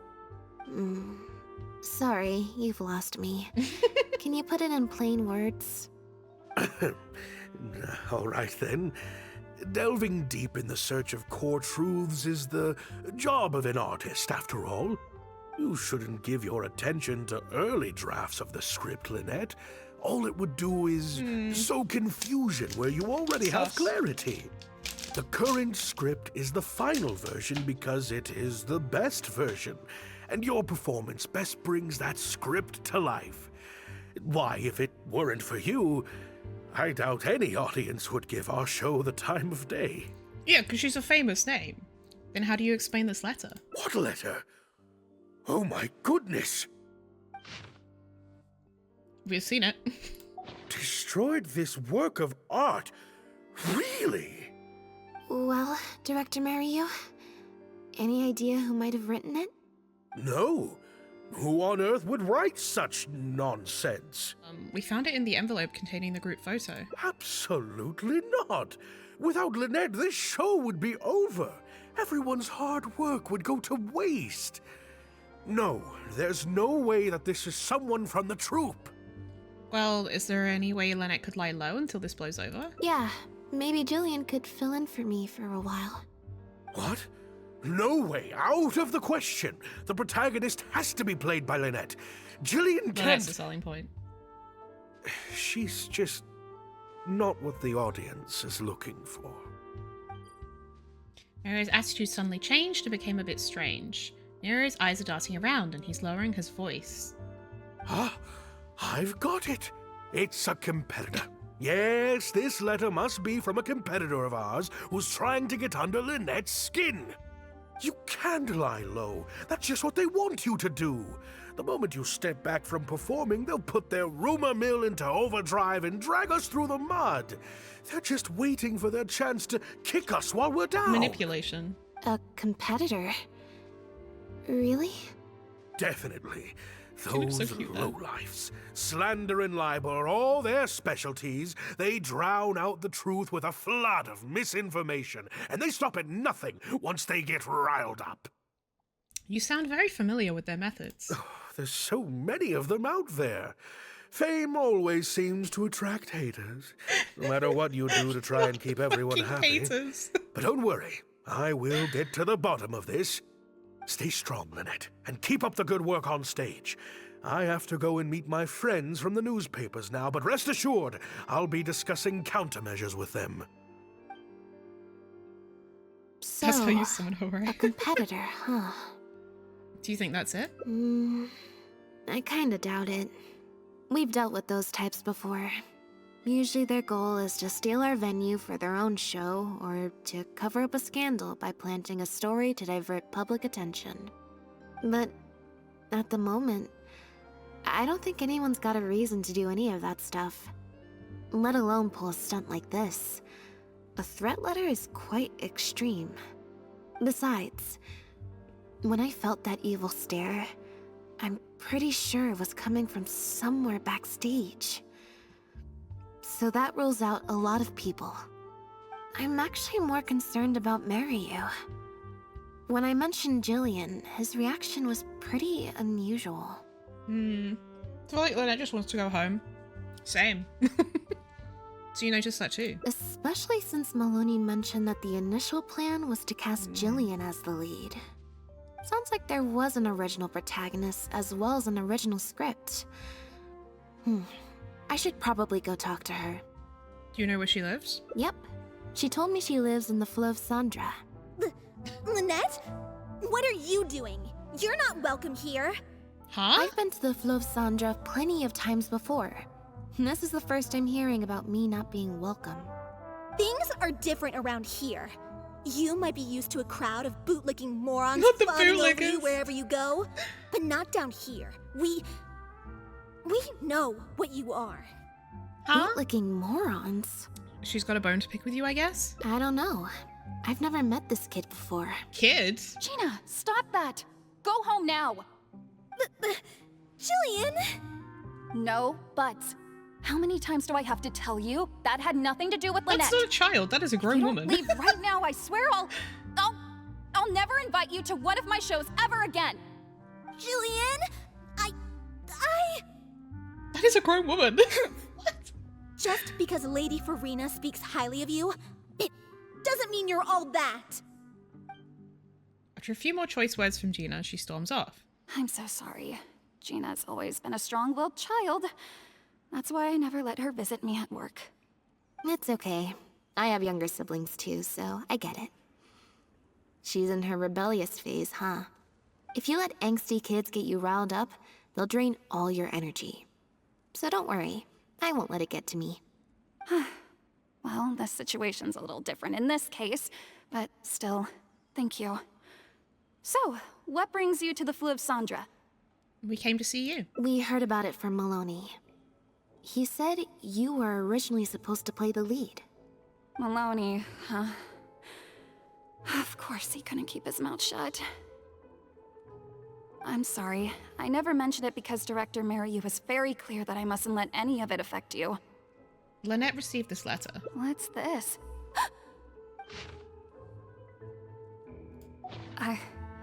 I don't know, who would do something like this?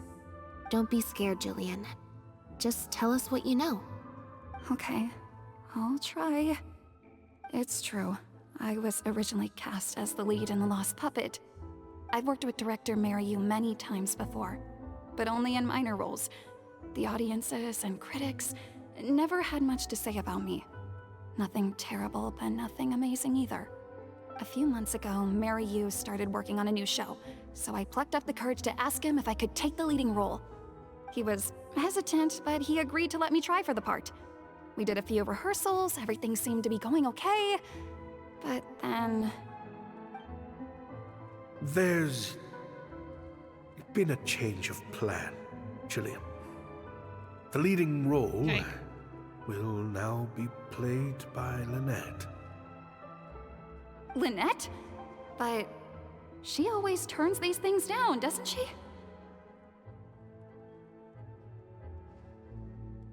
And that's why we cannot afford to waste this opportunity. Jillian, I understand how you must be feeling.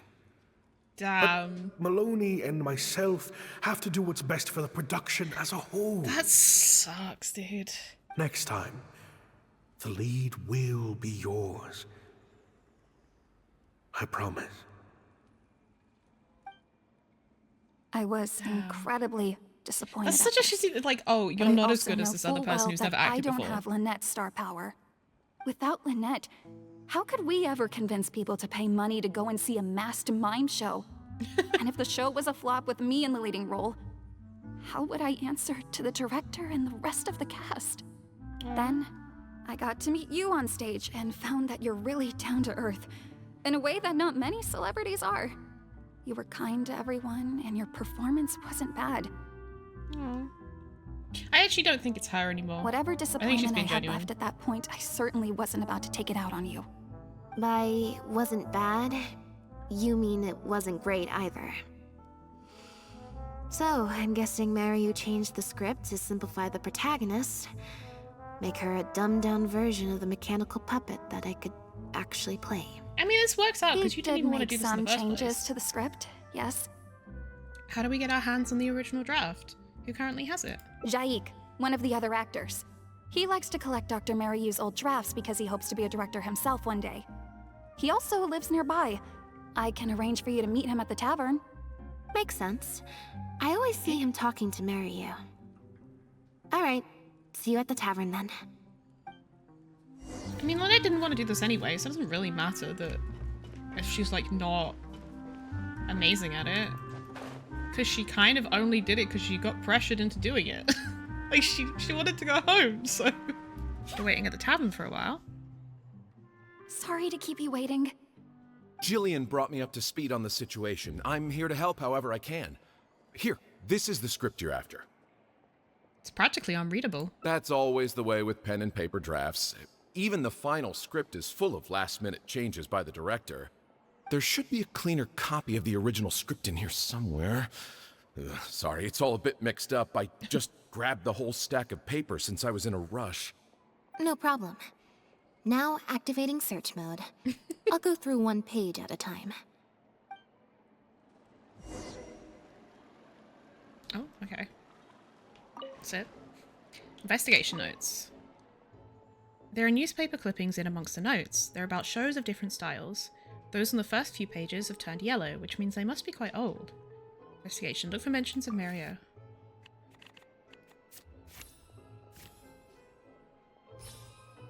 Woo.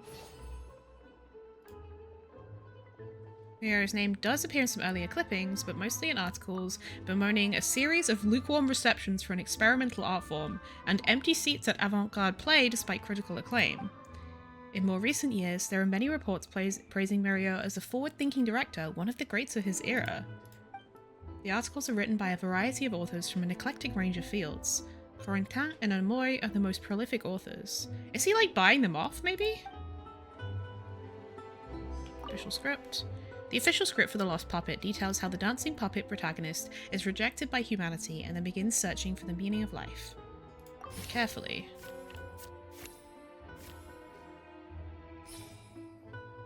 Check failed. Rip. After a quick read through the script, I understand the gist of the story. Damn, I kind of hate that, like, we can fail these and, like, miss out on half of the dialogue. Let's see what differences there are between the current version of The Lost Puppet and the original script. Okay.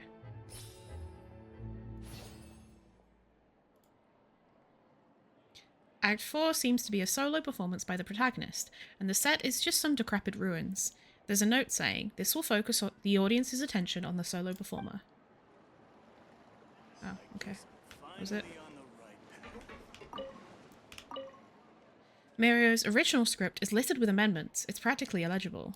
Read carefully.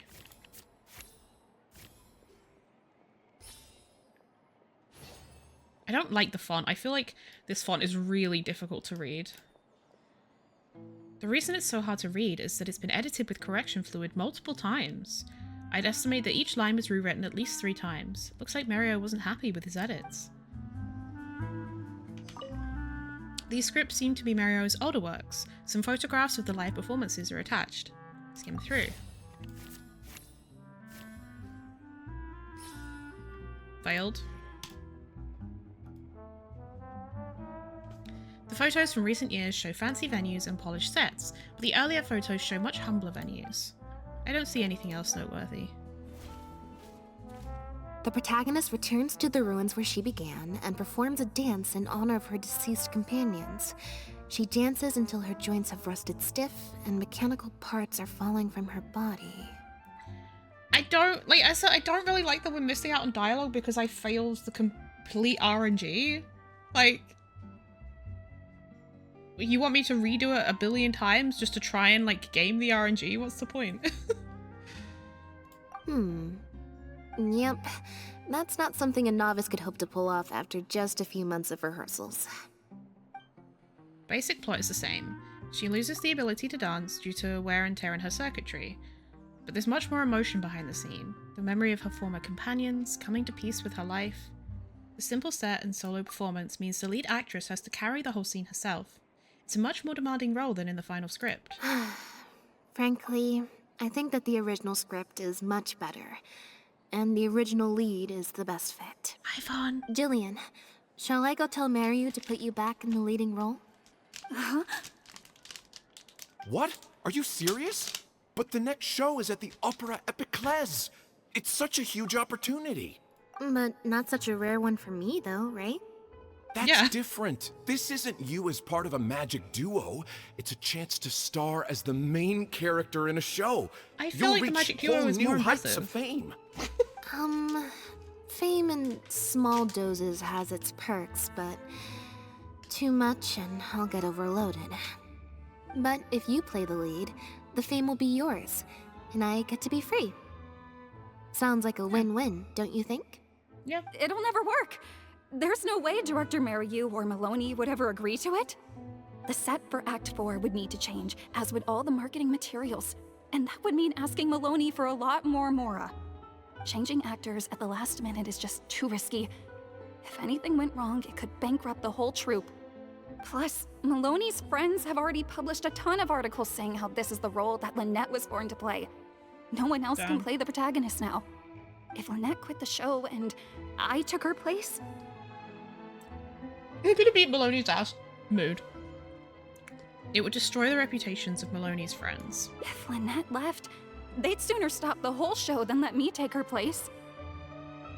Stop the whole show?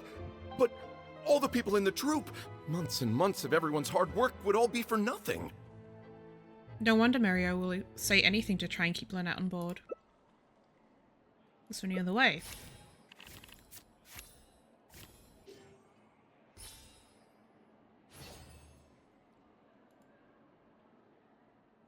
Judging from those documents, Mario's true intention seems to be... I have an idea. You do? What is it? All we need to do is this. You explain your idea to the group. That's a bold plan. I'm in.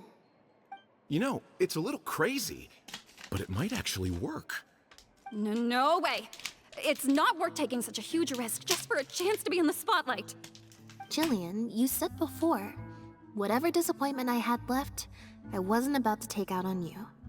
In other words, that disappointment is still there, but you've kept it bottled up inside.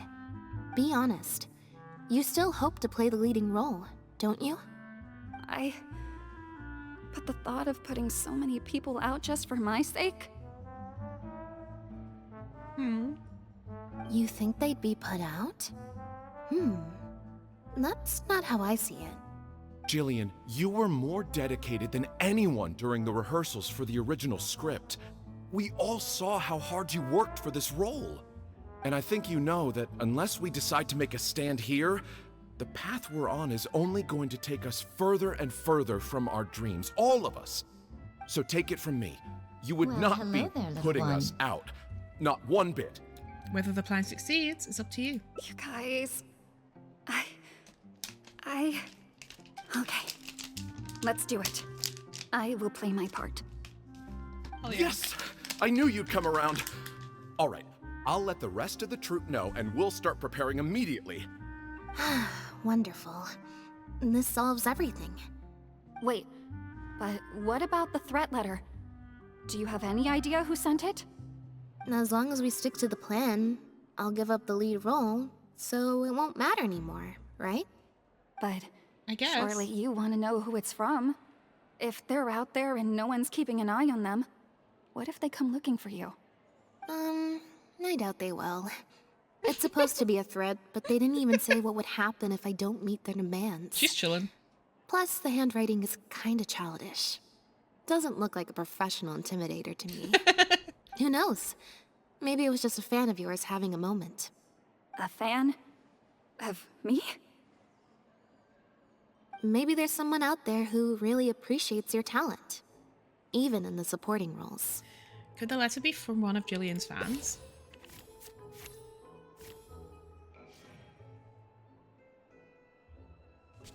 What's the point of this mechanic? I don't think there's any solid evidence. It's getting late. We should be leaving. Huh? So suddenly? Come on. Yes, ma'am. Lynette grabs your hand and leads you out of the tavern. Gay? Sorry for manhandling you. You looked like you were seconds away from figuring out who sent the letter, so I had to act fast. Oh, wow. Actually, I have no idea. It was Gina, Jillian's sister. Just because Lady Farina speaks highly of you, it doesn't mean you're all that. I'm so sorry. Gina's always been a strong-willed child. That's why I never let her visit me at work. Farina hasn't released her official review of The Lost Puppet yet, which means Gina disobeyed her I sister and guess she secretly must came. have snuck into the drinks reception and overheard our conversation with Farina. She idolizes Jillian, both as an older sister and an actress. and she watched as the dream role Jillian had been waiting to play for so long got snatched away from her by some amateur who's never acted before. To make matters worse, all the critics were hailing this amateur as a perfect fit for the role, and even Fontaine's former biggest star was praising her abilities. Yeah. Bold of you to assume we don't enjoy being manhandled. Exactly. Like, if you look like this, DM me. You know what I mean? She wrote that letter in a fit of anger. Yeah, and that pretty much sums it up. Aren't you going to confront her about it? Like I said, getting angry at angsty teenagers is draining. True. Besides, if it was my younger brother or sister and they found out I'd been treated unfairly or had an opportunity stolen from me, they'd definitely do something far worse. Now I'm afraid of the House of the Hearth. I can imagine. I was in Jillian's position once. Back when Linny and I were starting out, before we got famous, we just had to take things a day at a time. Doing our shows, slowly trying to build up our reputation. So I can understand Gina's frustration. Still, she could definitely use some pro tips on how to write a threat letter. She must have been the one giving you that evil stare, right? No, the way she looks at me is indignant, frustrated, but not malicious. Plus, she didn't even try to hide how she felt. Whoever was giving me that evil stare was backstage. Blending into the crowd at a drinks reception is one thing, but trying to blend in backstage, where everyone's on high alert waiting to be called on stage, would be a lot more difficult. We'll find out who it is before too long. In 2 days' time, at the next show, I think it will become very clear. On that note, guess I'll see you at the Opera House. Bye for now. Okay. Oh, you're here. Lynette and Jillian are busy getting ready, so please come with me. Shortly after following Jacques into the Opera House, the curtains open and the show begins. In the ruins. That puppet in the middle, is that Lynette? She's so pretty. Damn. It's starting. Keep your voice down. Protagonist's dancer has been abandoned in some ruins. She suspects it's because of a health condition with her legs, which has affected her ability to dance. But then she finds the other abandoned puppets who look just like her. Only then does she realize her illness is just a mechanical breakdown, and she is just a dancing puppet. Wow, I thought it would be hard to follow, but in the end it was actually very clear. Even though her face was expressionless and she didn't speak the whole time, I felt like I could really understand how the protagonist was feeling. I bet it's actually Jillian. Act 2, The Journey. Some mechanical puppets believe in a myth. At the end of the world, there is a god of puppets who can turn puppets into human beings. And so the This kind of reminds me of the Fontaine Archon quest, actually. And so the protagonist and her companion begin their quest.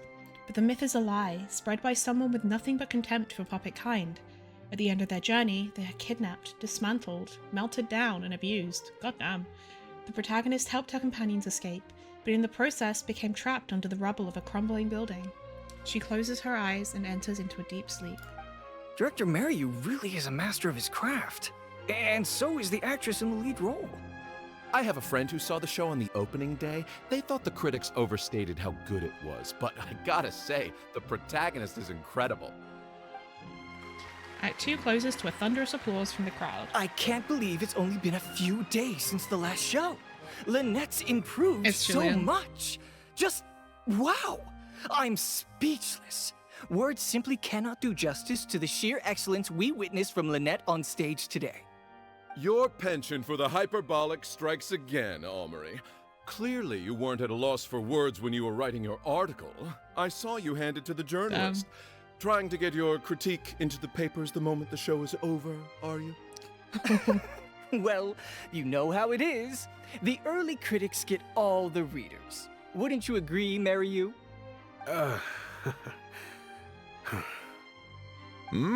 What's the matter? Cat got your tongue? The first half was a huge success. Even I could tell the acting was top tier. My apologies, Mr. Maloney. Please excuse me for a second. It's not all that. I need to have a little talk with my actors. Oh, very well. Hey, while you're at it, this might be a good time to talk future collaborations with Lynette. Are you guys sure this is gonna work? Yeah. What if Director Mariu pushes back? We're already halfway there. We can't back out now. All we need to do is stick to the plan. What is this plan that you're so intent on hiding from me, hmm? Director Mariu, I thought you were talking to Maloney and the critics. Corantan and Armory have both finished their articles. I went to greet them as a mere formality, but you seem to have availed yourselves of my absence during the first half to defy me. What have you done? Was that really Lynette playing the lead role? Well done, director. You saw through it. Ta-da! Mario hears Lynette's voice behind him. Beside her is the protagonist, but without her costume and mask. Mario. I was the one playing the lead role just now. I switched costumes and masks with Jillian so that I could be the protagonist's companion and stay out of the limelight. Lynette, why on earth would you do this? Funsies. You know my acting is amateur. The only reason I'm being seen as a pro, let alone a pioneer, is because you have critics supporting the show. But right now, there's a whole audience out there, and you have no hope of paying them all off. If they'd seen me in the leading role during the first half, they wouldn't be expecting anything more. But what happens now that they've seen Jillian in the role? If you force me to play the lead in the second half, they'll be wondering, why is the actress suddenly giving such an underwhelming performance right at the climax of the whole story? Or is this director not all he's crapped up to be? These are just some of the questions that will be on everyone's minds during the second half. And those questions will follow them out the doors of the theater after the show ends. Do you think the critics will still have any credibility then? There's only one way for you to save your reputation. And that's to keep Jillian as the lead all the way to the end. Absolutely not. I'd sooner announce that we're having technical difficulties and need to stop the show. If I keep Jillian as the lead for the second half, what do you think will happen in the curtain call when she takes her mask off? Everyone will see that we've changed actors. What will your fans think? They're only here because of you. And what about all the critics who support you? If we get on the wrong side of them, it'll be the death of the whole show. There'd be tickets to refund, fines to pay for breach of contract. The whole troupe's hard work would go down the drain. Don't you see how much this would cost us? You can't just take a job on a whim, then abandon your responsibility the moment you don't feel like doing it anymore. You're playing games with other people's hopes and dreams. Director Mariu, please. You're not being fair to Lynette. Actually, Jillian, he's half right. I did kind of take this on a whim. Yeah. But my responsibility here is making sure you get back the role that belongs to you. And I guess part of that responsibility lies with me, considering I badgered you into accepting the job. This motherfucker. Look who finally decided to show up. Sorry I'm a little late to the show. Work's been keeping me pretty busy lately. Lenny? What do you want? Do you think you can snap your fingers and make all my problems magically disappear? That might be a little tricky, but instead, I could make something else magically appear. What? What's this? My question exactly. A draft complaint letter, my contract, your legal fees, reimbursement for the tickets, and an advance on the penalty fee for breach of contract. Mr. Mariu, I'm stepping down from the leading role, regardless of whether you choose to cancel the rest of today's show. Let's fucking go. If you do suffer unforeseen financial losses from this, you're free to seek damages as per the contract. And if you want to file a lawsuit, there's a draft here that you can use if you need it. I mean, they have the backup of the Northland Bank. I can't believe this. You're literally handing me a lawsuit against you with a straight face. Of course. All this Mora, it's a pittance to you, isn't it?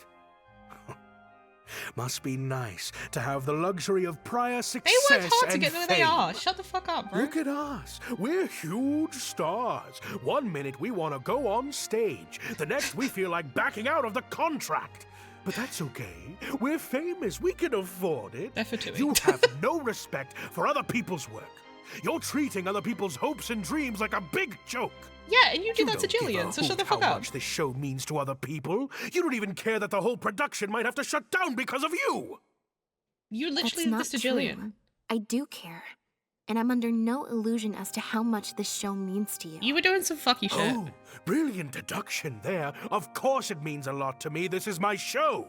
That's the only reason I asked you to be in it in the first place. Really? Then why do your eyes tell a different story? The way you look at me, it's full of contempt. Almost as if I've destroyed your work of art. He's the one who was looking at Lynette with contempt. What? I would never think that. A couple days ago, I asked some associates to do some digging for me. I was interested to know who else you invited to play the lead apart from Lynette. Surprise, surprise. Turns out that all the other famous actresses you asked either had prior commitments or weren't a good fit for the role. They all turned you down. And I would have turned you down too, if not for an unlikely set of coincidences. You didn't send those invitations because you were looking for a better actress than Jillian, but because your investor wanted a big name in your show. Yeah. Right? Director Mariyu. Fame was the key factor, and that was one thing she didn't have. To get Maloney on your side, you chose to make Jillian the understudy, and then look for an opportunity for her to take the lead. But then, Lynette actually accepted your invitation. I bet you were torn at first, weren't you? Do you stick to the tried and tested formula? Choose Lynette, use her celebrity to get the critics on your side so that you and your investors can line your pockets? Or do you choose Jillian, so that you and your longtime collaborator can stage the show of your dreams, the original, unedited version of The Lost Puppet? Whether you did it because of pressure from your investors or because you were lured in by the money, ultimately you betrayed yourself by choosing Lynette. Oh, I didn't. I didn't betray myself. You mentioned prior success and fame earlier, but you're a well-known director yourself, with countless works to your name. Yeah. Wouldn't that make you successful too? Bro's fucking full of shit.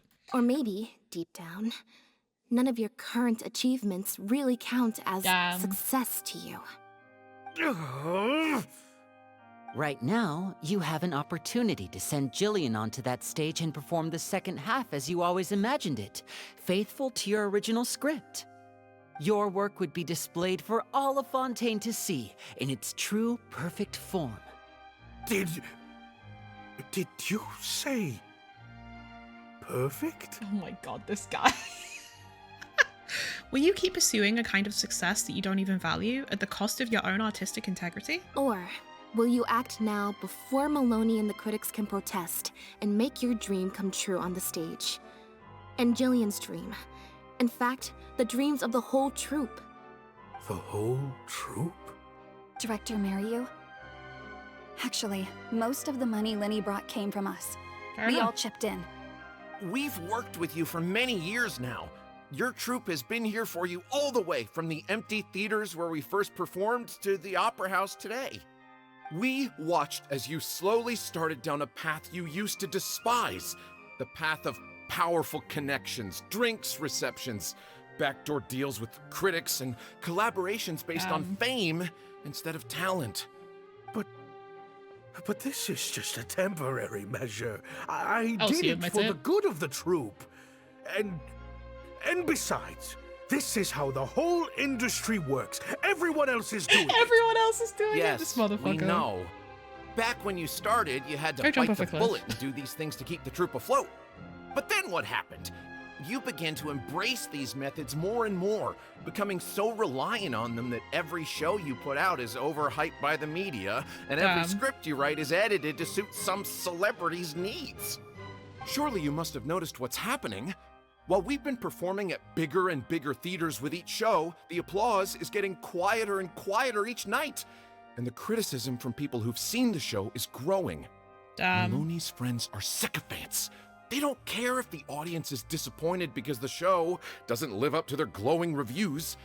They praise the things they like and skirt around the things they don't. Honestly, it's so fucking true about a lot of I critics. know everyone's using the same promotional tactics, but does that really make it okay? Well, it's just a stopgap solution.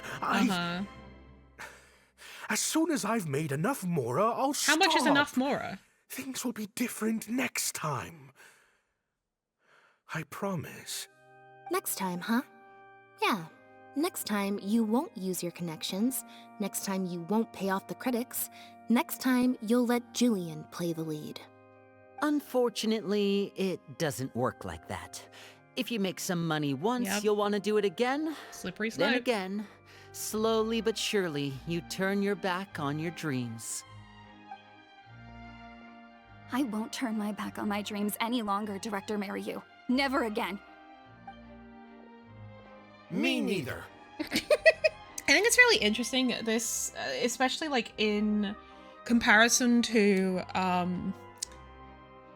the Chiori story quest that also came out this patch, of this idea of people going along with the crowd and then becoming bitter about it when originally they had dreams to do something different that was not initially supported, like in the mainstream.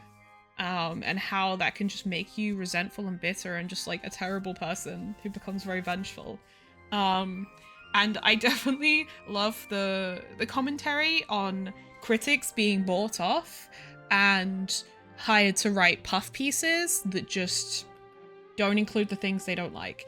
That happened a lot when I was a journalist, and I refused to take part in it, and I pissed off a lot of people as a result. It was really cathartic, watching her deal with that guy. But yeah, I definitely came up against this, and I hated it. I hated the lack of honesty in the industry, and I had a really hard time in that scene because I refused to bow to it. I was like in my early 20s and I had a chip on my shoulder, and I was like, I'm gonna do whatever the fuck I want and people are gonna deal with it. And yeah, I made a lot of enemies. I got blacklisted. Like, yeah, unfortunately, a lot of journalism from like the top stuff to like the ordinary like blogs, just full of puff pieces, full of people being bribed, paid off, like given special opportunities if there's the unspoken rule that they'll say something nice and they won't criticize things. Yeah, it's not... I don't like it. It feels scummy to me. I think there's something to be said for not just trashing art for the sake of it. And definitely, like, I sometimes fell on the wrong side of that when I was doing it. But yeah, I'm very glad that I left that scene. It was not healthy for me. It made me a person that I didn't like. And after I left, I was able to kind of reclaim some of my own kindness towards myself and to others. And I just got out of a very toxic environment of people who ended up being kind of bigoted as well. But yeah, I enjoy this commentary on oftentimes how fucked up and corrupted the media is when it comes to critiquing the arts, you know, and promoting the arts. Today is the day. It's time to live your dreams. They're really just gaming this, huh? I only just did that. I had dreams too. What? They really are just gaming true. Act 3, amidst the rubble. An unknown period of time elapsed before a group of mechanical puppets finally cleared the rubble, freed the protagonist, and reactivated her. They told her, "You have been buried here for thousands of years." What? The mechanical puppets now rule the world. It turned out that the puppets who had started the uprising were none other than the protagonist's companions, whom she had rescued all those years ago. The protagonist was now revered as a hero by all of puppet kind. The mechanical puppets asked the protagonist what she wishes for. She only wishes for one thing. Huh. The plot here seems a little different from what the reviews said. The protagonist wanted to return to the stage, so the puppets replaced all her parts with the latest ones available, built her a grand opera house, and summoned a huge audience. And in the end, she forgot herself amidst the applause and cheers of her fellow puppets. Hey, no spoilers! Huh? Wait, hang on, that's not even what's happening. The set has changed back to the one from the first act. Oh, Archons.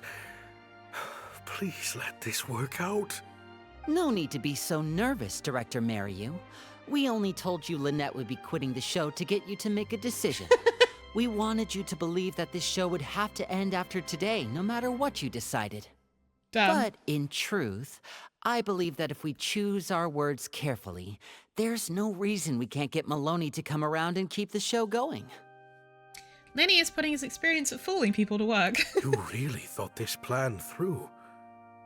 Lenny's very smart. But I'm not upset about what you've done. What's worrying me now isn't how Maloney will react or whether the show will get cancelled. It's the audience. I've always thought the original script is better, but will it move them like I've always hoped? When Jillian does her curtain call, will they applaud her? I mean, there's a big What if twist people only that gets came people to see talking. the show for Lynette? And because of the reviews, what if they don't really care about the show at all? It feels That's like the I've risk been you take hiding with art. inside my safe little castle for too long. And now I'm scared to go outside the walls and hear what people really think. Yeah, I think this is very relatable, this idea of like, you've worked so hard on this thing, and then when it comes to putting it out into the world, it's like, are people even gonna like this? Am I really talented? Like, was this all a waste of my time? Am I gonna feel humiliated? Like, there's like so many things that you come up against, I think. Especially if you've worked on something for a very long time and it's like very important to you. You want it to be well received. We're right here with you. We'll watch it to the end.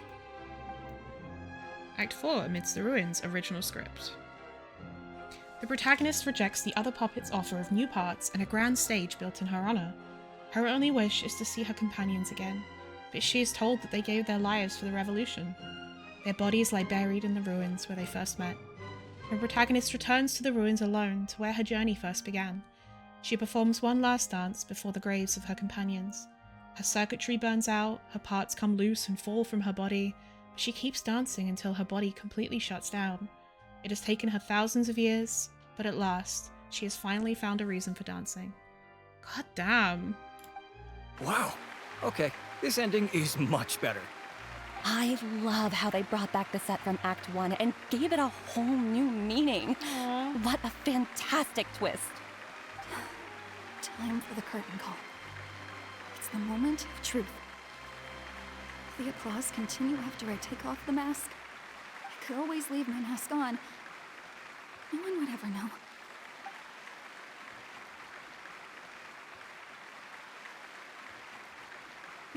We just gonna sit on the shot? Okay. Aw.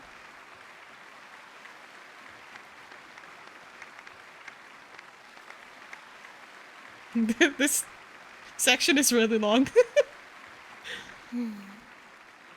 This is what fame looks like, when it's truly deserved. Aww.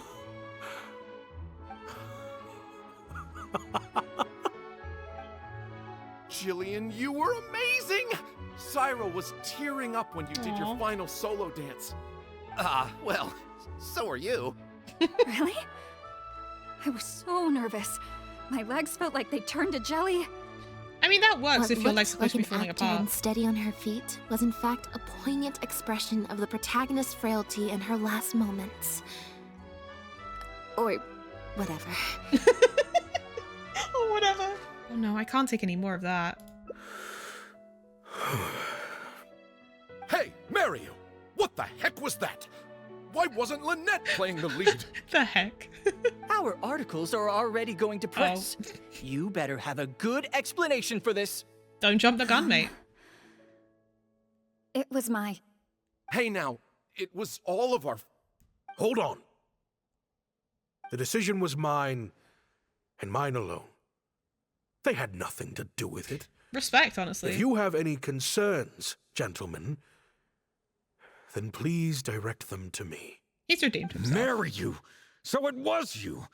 Well then, I trust you'll have no objection to me pulling the plug on this production. Would that be breach of contract? I feel like that would be breach of contract. And like, Linny and Lynette would have like planned for this. Time for Act 5. Director Mariu, Mr. Maloney, what on earth is going on? Why was Lynette not in the lead role?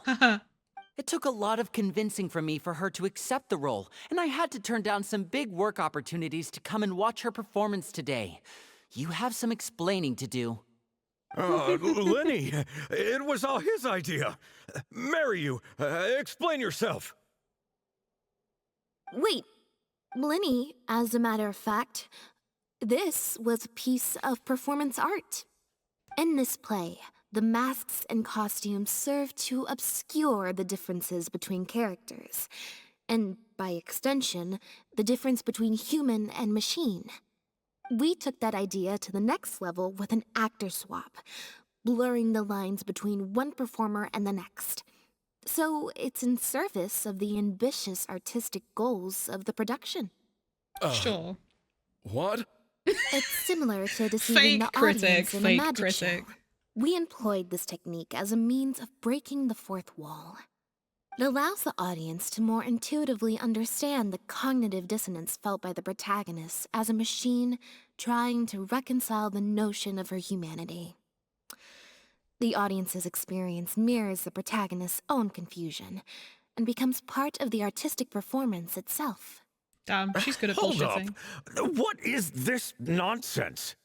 These people are so I fake. see. Well, bravo, Director Mariu. You even had me fooled. If they can't understand that basic Probably concept, more they don't because deserve to be you just critics. don't really understand avant-garde art very well, Lenny. Maybe so, maybe so. Right. Well, perhaps it went over my head, but I'm sure our experts here saw the whole thing coming a mile away. You must have worked it out by the end of the first half, surely. Mr. Amory, I just heard that you managed to write your review after just the first 2 acts. My god. I'm sure that will help Director Mario by setting future audiences up for the surprise twist at the end. Yes, you're right. Director Mariu and I are old friends. You should have said something. Then I could have played along even better. This motherfucker. Yes, well, to deceive the audience, you must first deceive your closest companions. Closest companions? Alright, mate. I have to give credit to Lynette and her experience in performing magic. That's what inspired me to take my art to the next level. Hmm? You mean your show was partly inspired by Lynette's background in magic? Well, in that case, I'll have to plug it to everyone I know. Unfortunately, I think Mr. Maloney is going to cancel the show. Cancel the show? Mr. Maloney, is this true? While I accept exploited. that deceiving the audience in the manner you did certainly has artistic merit, this is not a magic show, and we don't want our audience demanding their money back. A very valid criticism, and one that I humbly accept. If that happens, we're prepared to reimburse and apologize to any audience members who weren't satisfied with the experience. But based on their reaction today, I think that what most people want to see is an excellent piece of theatre and not celebrity cameos. Plus, it looks like Jillian is better than me at delivering the excellence people want to see. I'm sure audiences will be very happy with the show if she's allowed to stay in the leading role. Wouldn't you say Jillian's was the performance of a lifetime? Maloney, I believe there should still be time to tweak my article. Oh, suddenly From this the time? look on Lynette's face, I think she's being sincere. Oh, one other thing. We managed to get a meeting with Lady Farina earlier. All thanks to the Traveler's reputation, of course. Anyway, she agreed to write a review focusing on Jillian's performance and the quality of the show as a whole. Nice. She promised to give her honest opinion. Love to see And it. I'm sure today's audience will be discussing her performance too. There's sure to be a variety of opinions. How would you rate this show? Oh, I mean, art at its finest, clearly. You don't know anything, my guy. I'll have to give it some thought before I decide exactly what to write. Oh, of course. Always good to put some thought into these things. Especially now, with a growing range of voices out there. I imagine competition for readers becomes more fierce when everyone's discussing the topic. Quarantine, Amory, let's go. A sour-faced baloney leaves with the critics in tow. You and Lynette excuse yourselves and leave, and the actors look forward to the next show. Do you think this move needs jazzing up a little? Not That's my jazzing impression. up, per se. I was thinking more like break it down, you know? Break it down.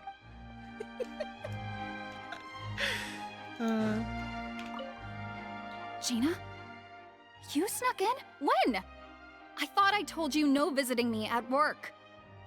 I'm sorry, Jillian, but I had to come. This is not a child. This is a whole fucking adult. I'm sorry.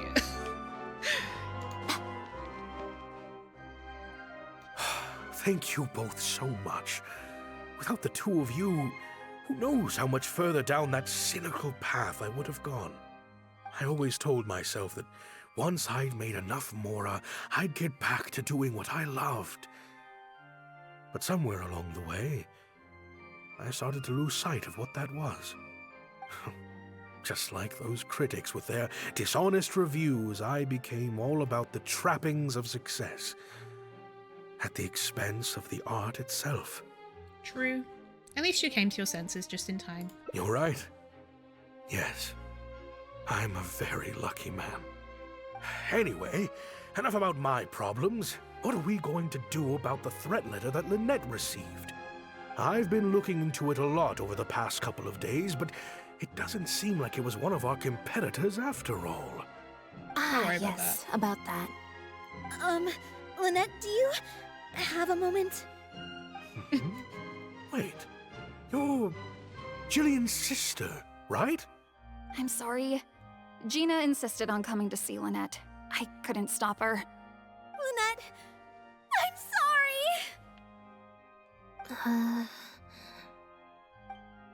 Lynette just shot me a glance. I think she's unsure which mode to use in this situation.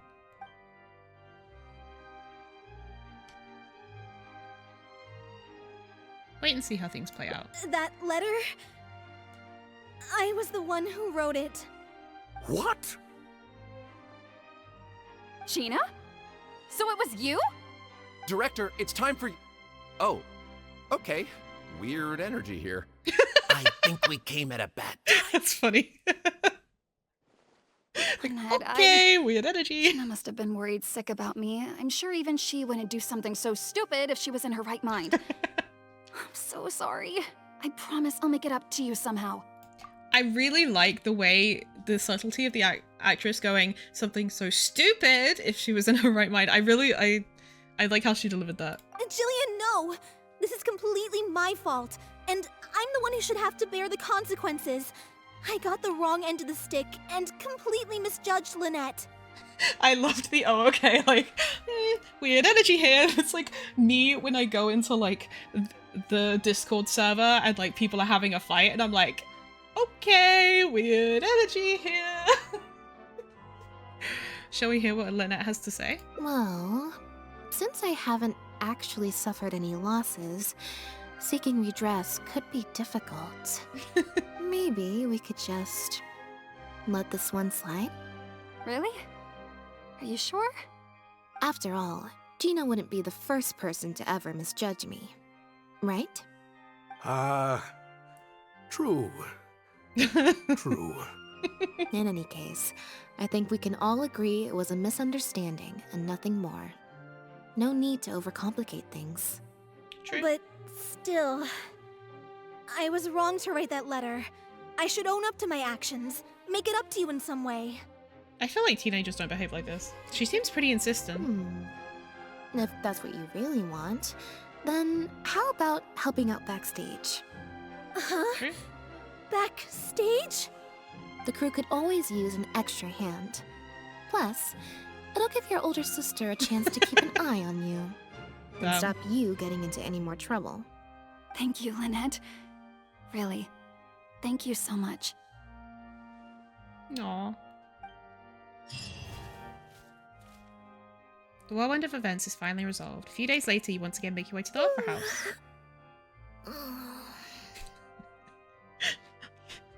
Skyrim voice, you're finally awake. Is it? I'm so much more at home here in the audience. I get to sit on a comfy seat, and I don't have to activate my energy-consuming modes all the time. You gave her your supporting role in the play, too. Mariu said she's a very promising young actress, and she has natural chemistry with her older sister. In their capable hands, the show doesn't need me to attract an audience anymore. Phew. Freedom at last. You don't feel even a little bit disappointed? Fame is more trouble than it's worth. I'd rather leave that side of things to my brother and the others. I'm happiest when I get to sit in a quiet place, watch them do their thing, and cheer them on. Aww. We love a supportive sister. Like you're doing now? Yep. Exactly like I'm doing now. We almost held hands for a second. Oh, the way that Lumine is looking at her is so cute and so homosexual. A seat in the audience. Where there is someone performing on stage, there will be others clapping in the audience. So storyline summary, as the curtain closes on the performance, it seems all the conflicts have been resolved. Oh, okay, so it just takes us back to this. So this doesn't take us very far back at all. Performance. What's she talking about? Never heard of it.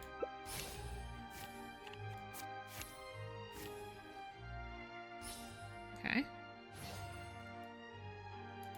Yeah, me neither. Wait. But... Oh, do you mean when we ran into you at the Fleuve Sandra? And you said some mean things to me? As I recall, you were only trying to look out for your sister. It was just a few words spoken in anger. Don't worry. Whatever it was you said, I've already forgotten. Oh. He's like, I see. confused. Well, it sounds like Gina knows what she did was wrong. Owning up to your mistakes and committing to do better in the future is what counts. I understand that feeling of wanting to stand up for your family when they're being mistreated. True. Really, I do. But next time, maybe consider a different tactic? Something you can pull off more effectively, and without arousing suspicion. Stop giving her ideas. Got it. Thank you, Lynette. Why do I feel like I'm missing something here? Hey, here you are. I was wondering where you'd all run off to. Great! Everyone's in one place. That makes this so much easier. What's up? What do you think? It's group photo time. We have to commemorate the debut of the Lost Puppet Director's Edition. Okay, everyone, we all have pretty awkward smiles on our faces in the photo from Hotel de Boer. Damn. So this time, no forced smiles allowed. Don't tell me what to do. Am I really not allowed to force a smile? Is smiling tough for you? I'll try, I suppose. I think I can manage. Lynette, Traveler, come on. You two should be right in the middle. 3, 2, 1, smile!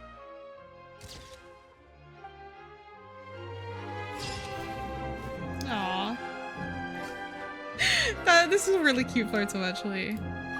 Roaring success. My line of sight was a little bit off. It's fine as long as your smile is genuine.